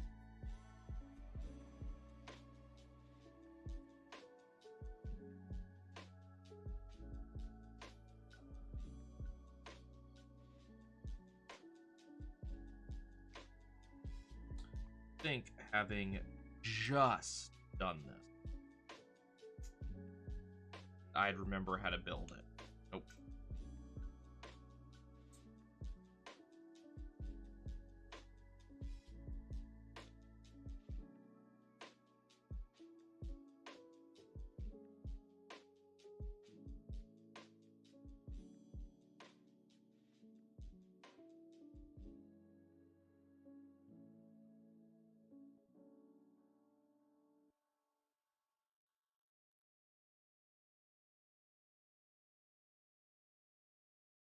I'm just grazing over, driving me nuts. Looking for this piece right here.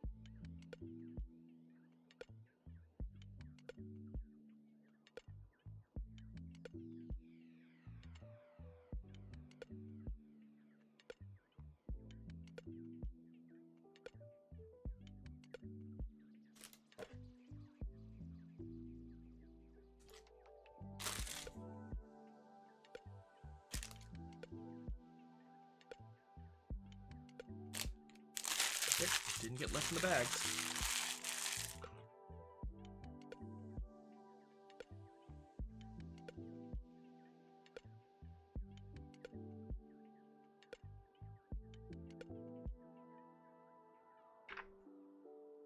Not hiding in the book.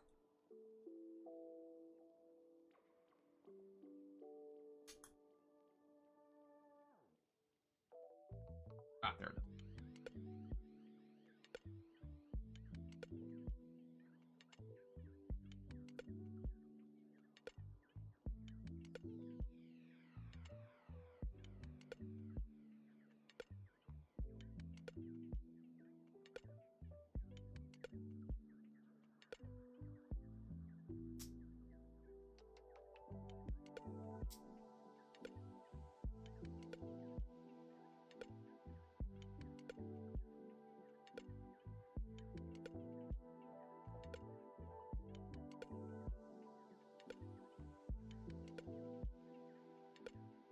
Very pretty. Look of them.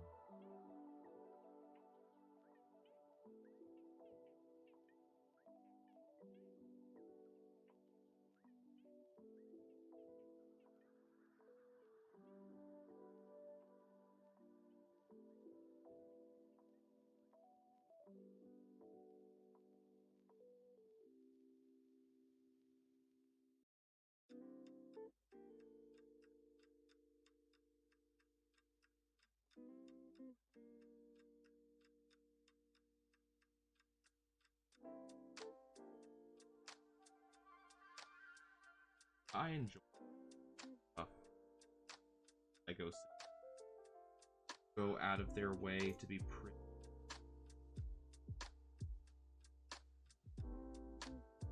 Or, say what you like about,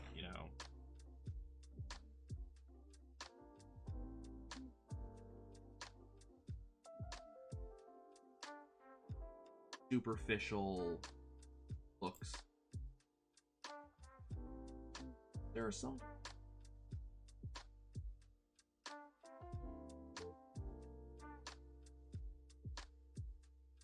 Doesn't mean that it has more value than it doesn't look. But it just kind of, having colors harmony. Just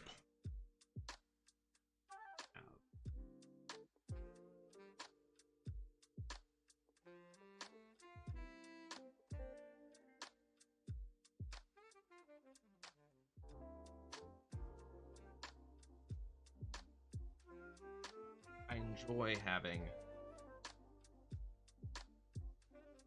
pretty looking.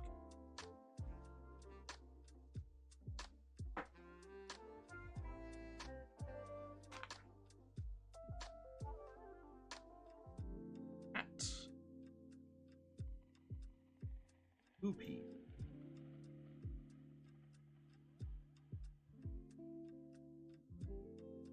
and gets a hat.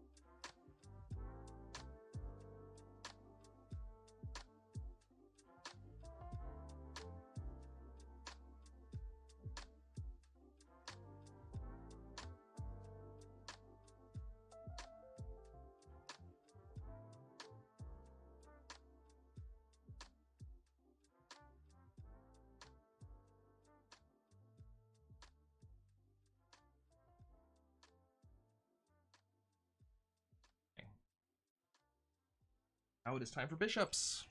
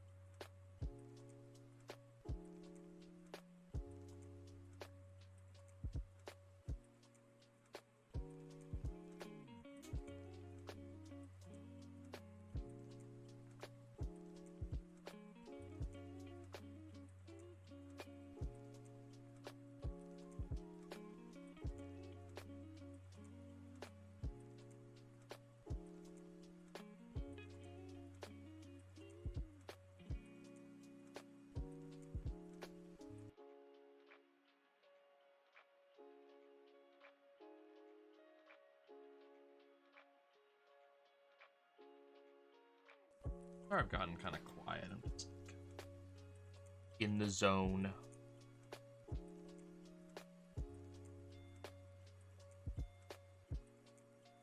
Not thinking. Thing.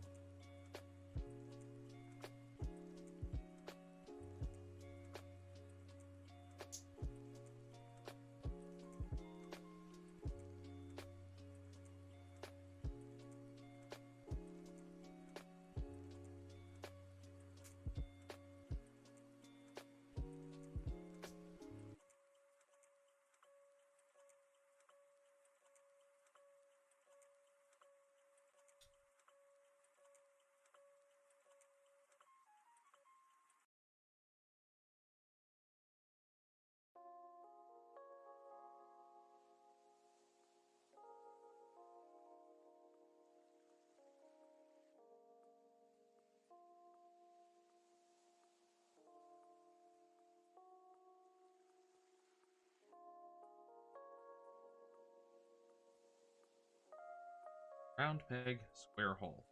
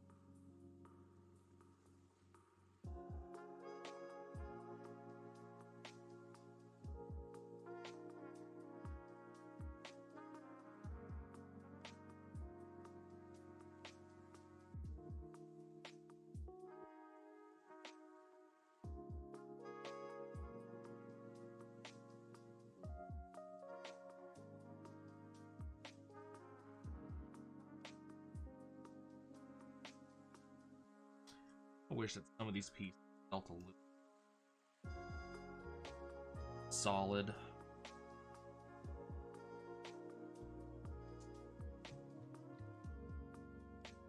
Yeah, the pieces they're pretty, but it's a little bit flimsy.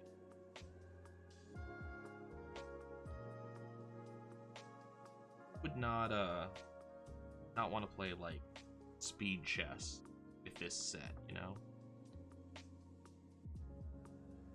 I have another round peg square hole issue.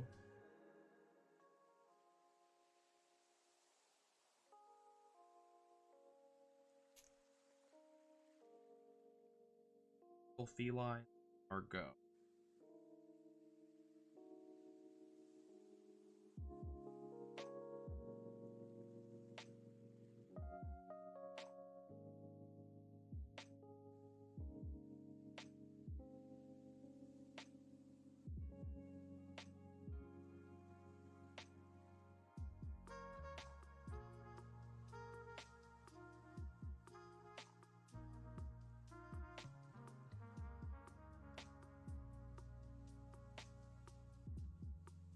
Yeah, like I kind of like wish that the piece felt a little here. I would not have minded paying, you know, let's say twice as that is twice as pieces are a little bit more solid.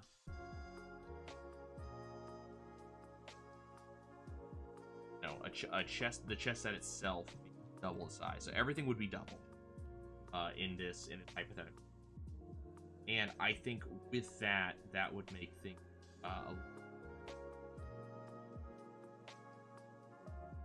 solid.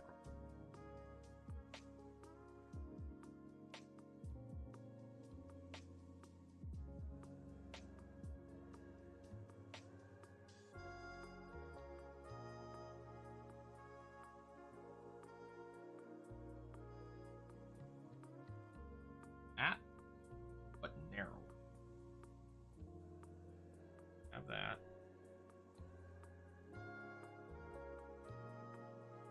There's one. Found it.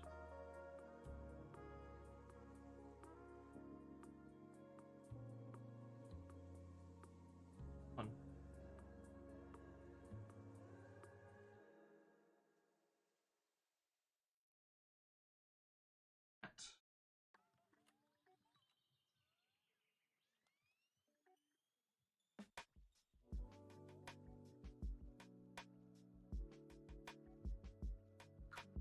Like a burring.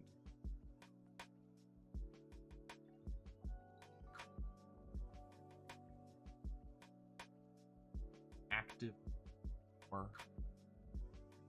do things. Just follow basic instructions.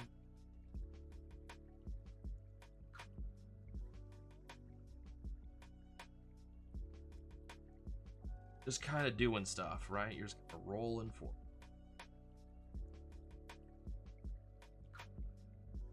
That's kind of nice. I have a Let's Play going in the ear that I am only half listening. Kind of got someone's voice in my ear that's kind of pleasant, enjoyable to do.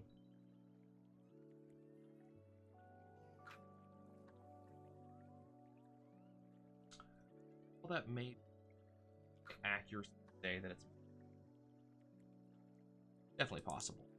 But at the end of the day, it is allowing me my brain off. And that's pretty useful for me. How about you guys? Are much thinking going on time.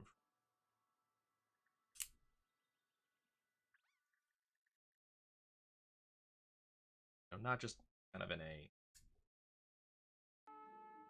about thing. Anxiety. Depression thoughts.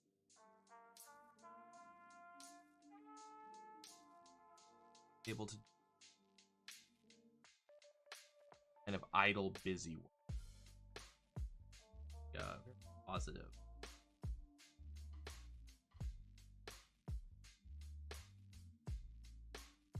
Brain just shuts off. Not required.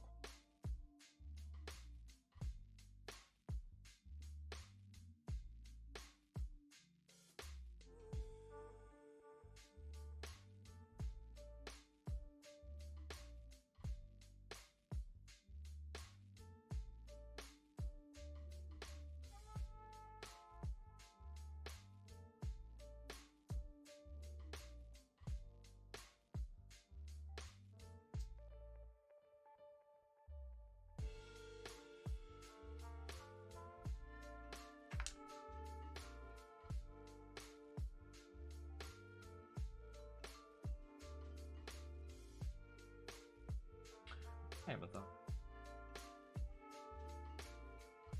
Peter and the Wolf. Long. I had the theme playing in my head.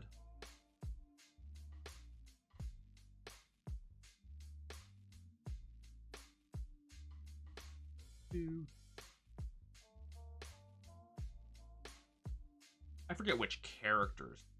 I think that's the theme of one specific. That's if that's specifically. Actually, I go listen sometime.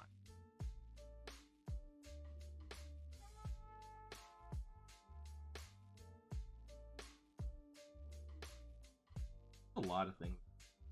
Weird Al actually had a album. Actually, very well done. And then I remember as a kid, there was a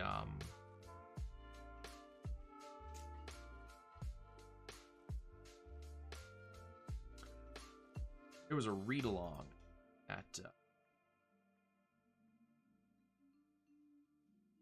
Robin Williams did.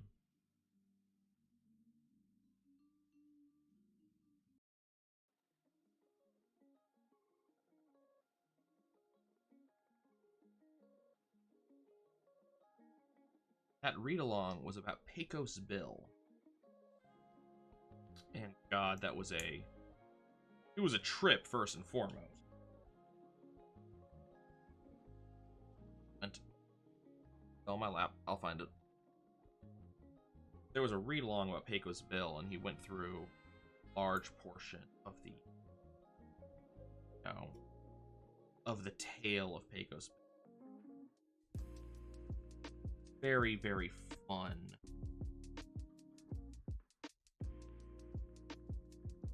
Very fun thing. Got Robin Williams doing. That man was and always.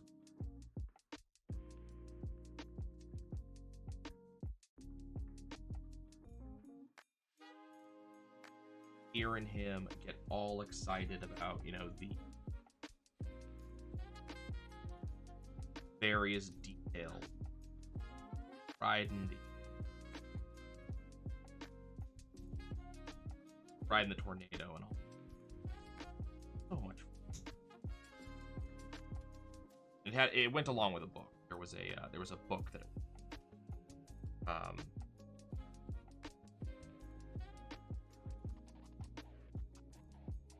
deal with this. My lap. And must have fallen onto the ground. I don't know if it fell into my legs or something. I haven't heard that many. I was very young.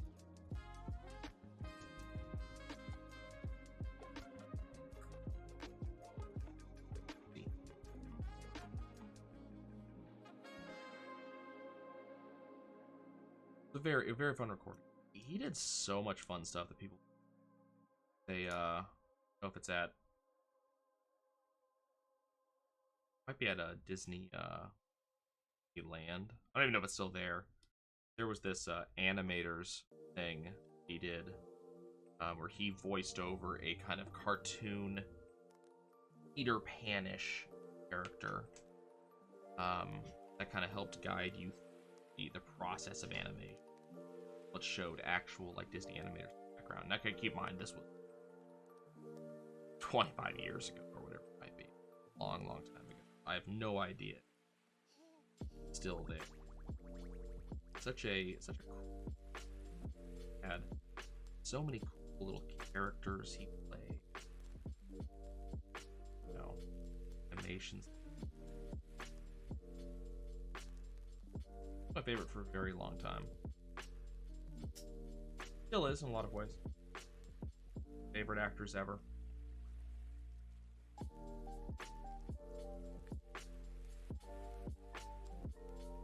I remember him, I remember hearing the story that he had a daughter that he named Zelda.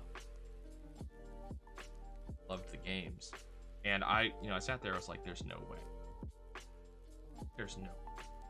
And then, Legend of Zelda Ocarina of Time came out on the 3DS.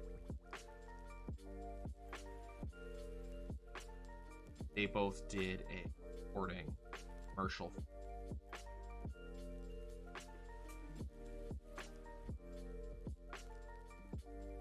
Hearing him voiceover, and the joke was that he was telling the talking about his first meeting with Zelda, and at first it starts like he's talking about his daughter, and then it kind of shifts into talking about the princess, and she kind of goes, Dad, talking about me or the princess, and then he kind of grins, says, well, you're both pretty magical. Not only does it kind of confirm the story, but also just kind of the grin on his face when he said that to her. I'll never forget that.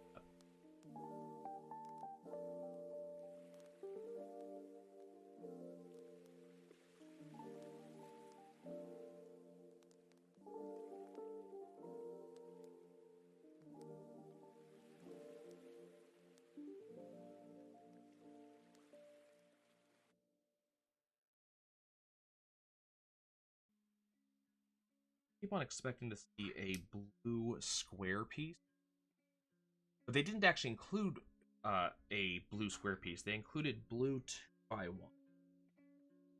And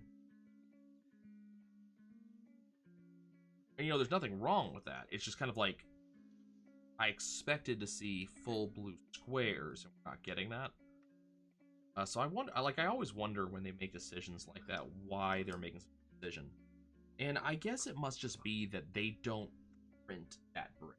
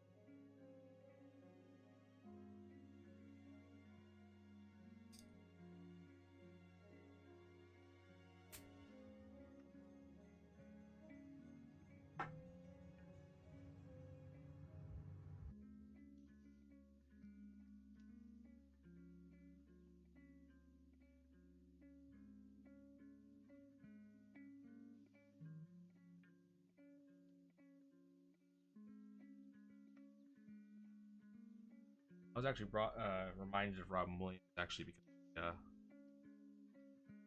CNN video that was going around.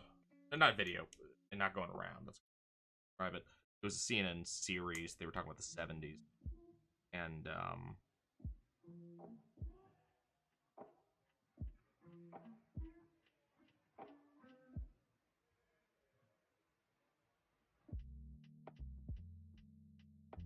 one of the things they were talking about was Isha. Working, which admittedly I've never seen.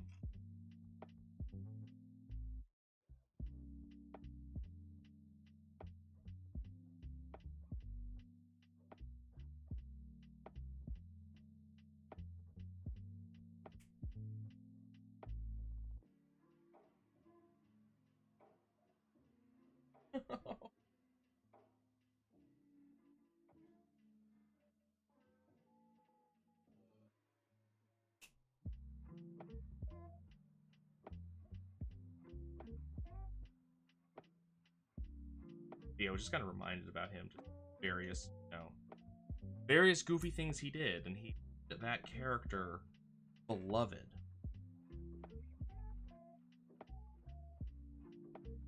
Makes sense. Very little, very affable, very, pleasant character style.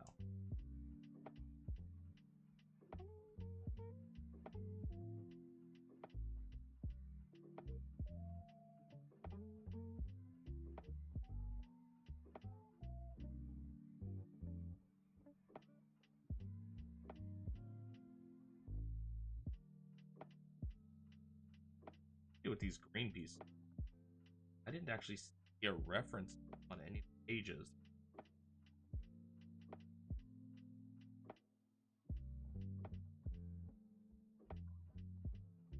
Green pieces, that brown piece right there. I don't know what they're there for.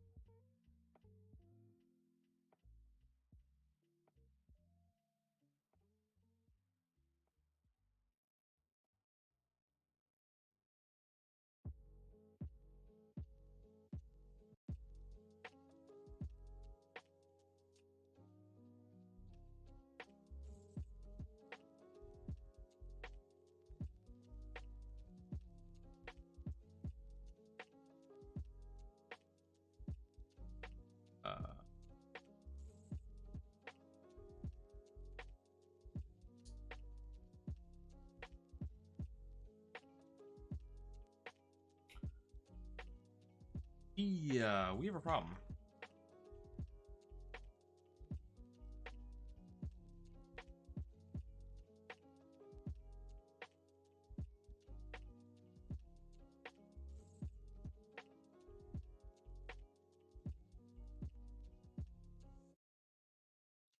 Oh, I see.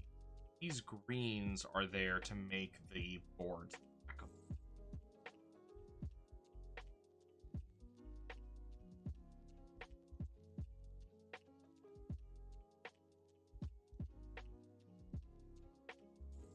All popping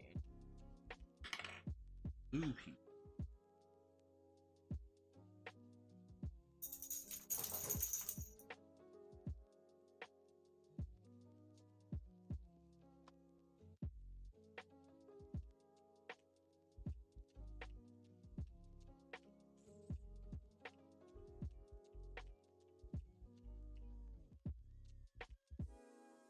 Trying to see if I maybe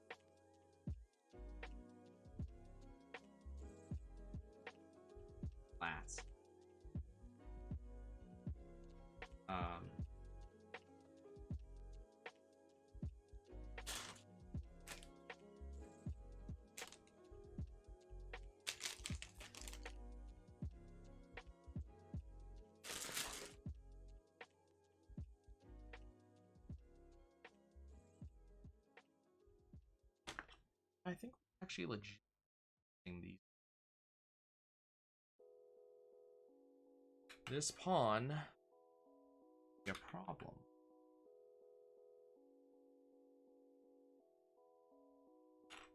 Oh wait. Yeah.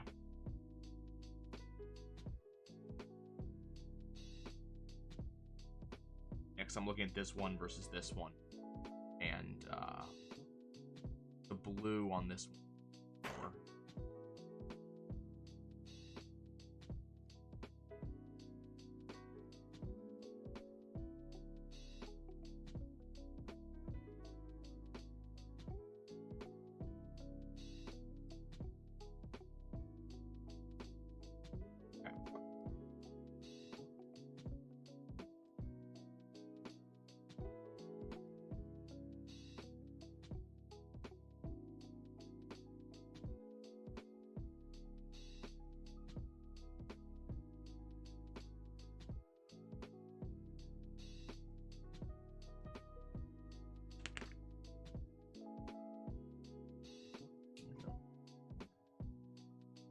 Okay, yeah, so the one with the special crown is the queen, and the taller one is the king.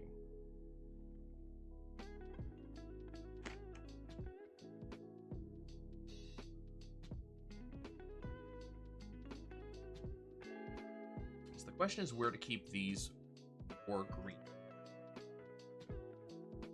They're just there to make sure that break the set apart. I'm gonna go ahead and finish setting up, and then we're gonna put it into a but they are there to make sure that when you stack the two ends of the set,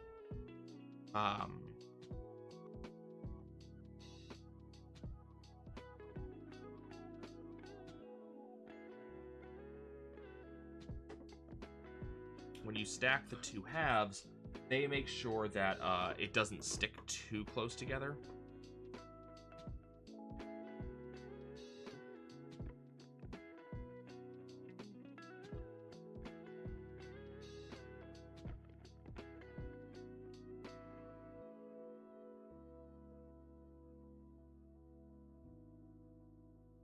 Okay.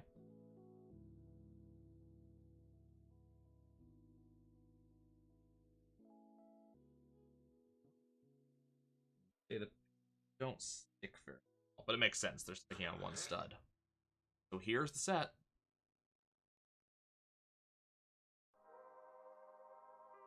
It is absolutely pretty.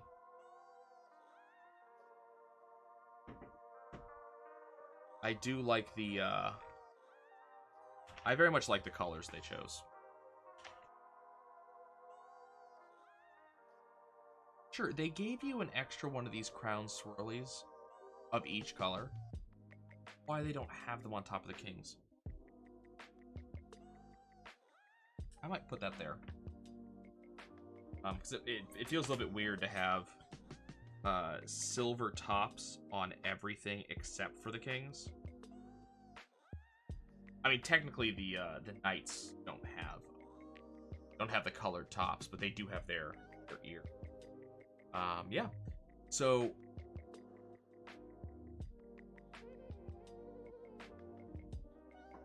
not quite done yet.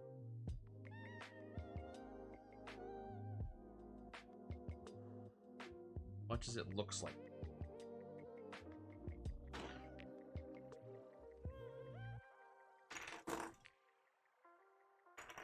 Now remember that this set is specifically made not only to be able to have all the pieces and a board to play on, also to store them all.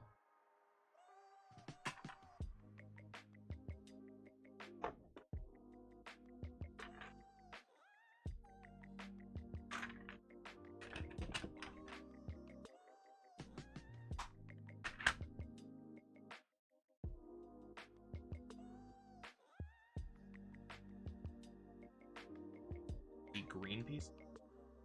I'm just gonna put them in one of apartments.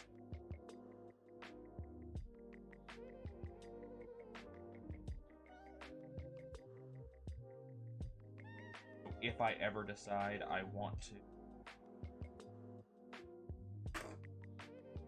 that I want to use them for the vertical stacking. Know exactly where they are.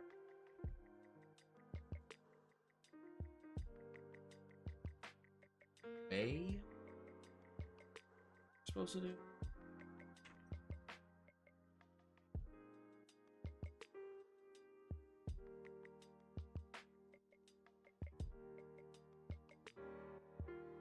It's saying.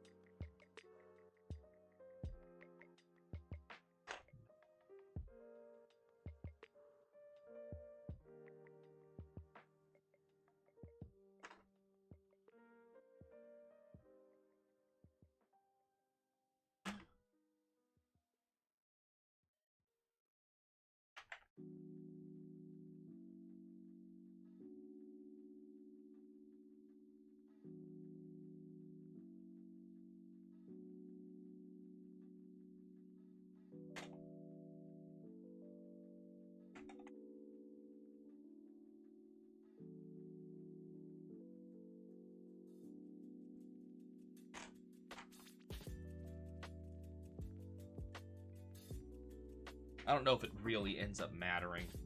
Trying to make sure I have enough space in each side.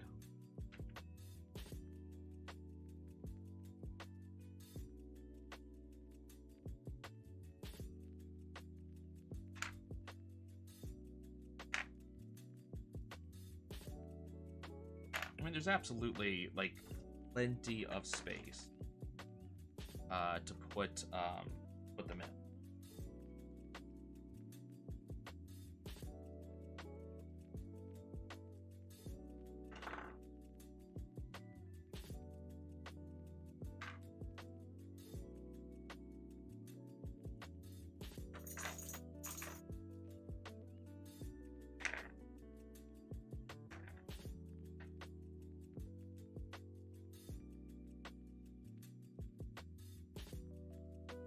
Can't put them all side by side, but it will do that. Yeah, I think that's probably the way to place the.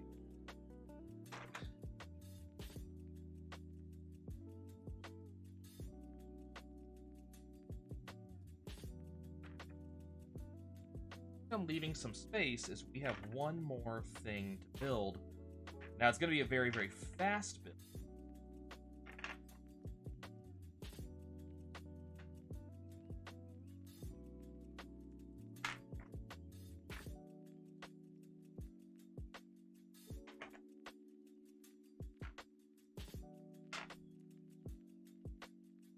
Okay, and the last thing we gotta build is just checkers pieces.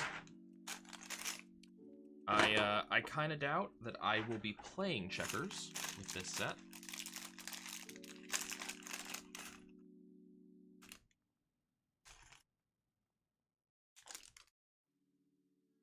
And all this is, it's actually just really quick and easy. It's just put the flats on. I don't know how you're supposed to, you know, signify that a particular one is a king.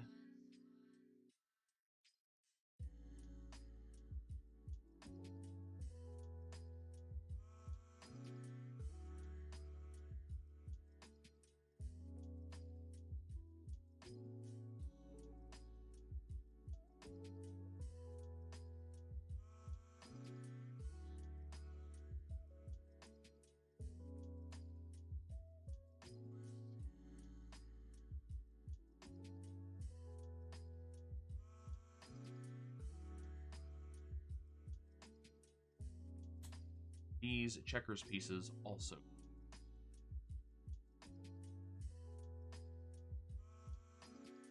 Pretty fun build overall. I really like the colors. I really like the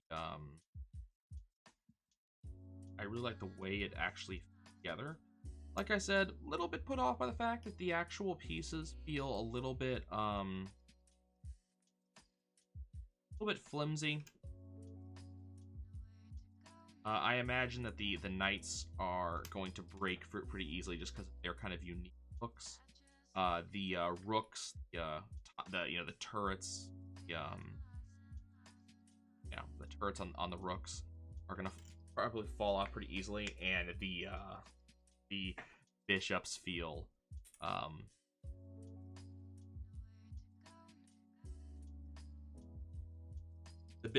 flimsy as hell.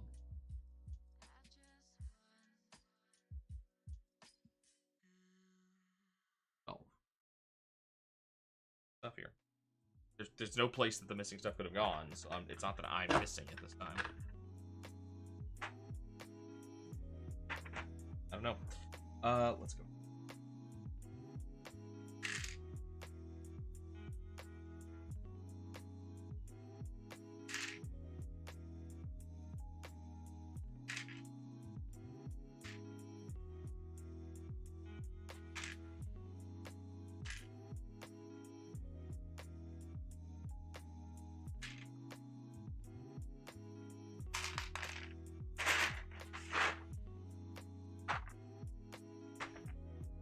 Okay. Very cool build. Like I said, it feels a little bit flimsy, but the board itself is very pretty and feels solid. Is very important for something like that. Overall, it has a very pretty look. I love the fact that it is self-contained in this. And then if I so want,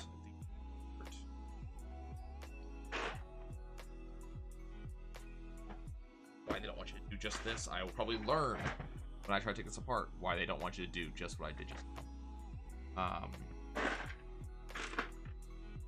But yeah, this is a set that you could easily fit in a backpack. Trying to go somewhere. I really appreciated it. It is. I kind of feel like I do kind of feel like you might want to consider. I was trying to straighten out. There were some of this stuff on the outside that was at angle, so I'm trying to fix some of that. I do kind of feel like, especially for the board itself, you may want to consider shellacking it, in order to make sure that, like, when you put it into a backpack, that, like, these don't come off, because these flats right here would come off really easy. But it is very pretty. It is a very good set. I'm glad that I picked it up. I'm glad that I finally decided to build it. I'm apart real easily. I don't know why they have the greens.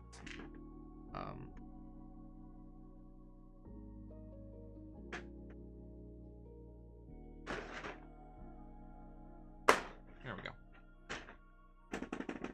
Yeah, good set. Really like it. Really happy with it. I'm going to enjoy playing this against my brother-in-law. That's going to be about it. I'm going to take a short break. Then the remainder of the stream is going to be me doing farming and terror raids in Pokemon.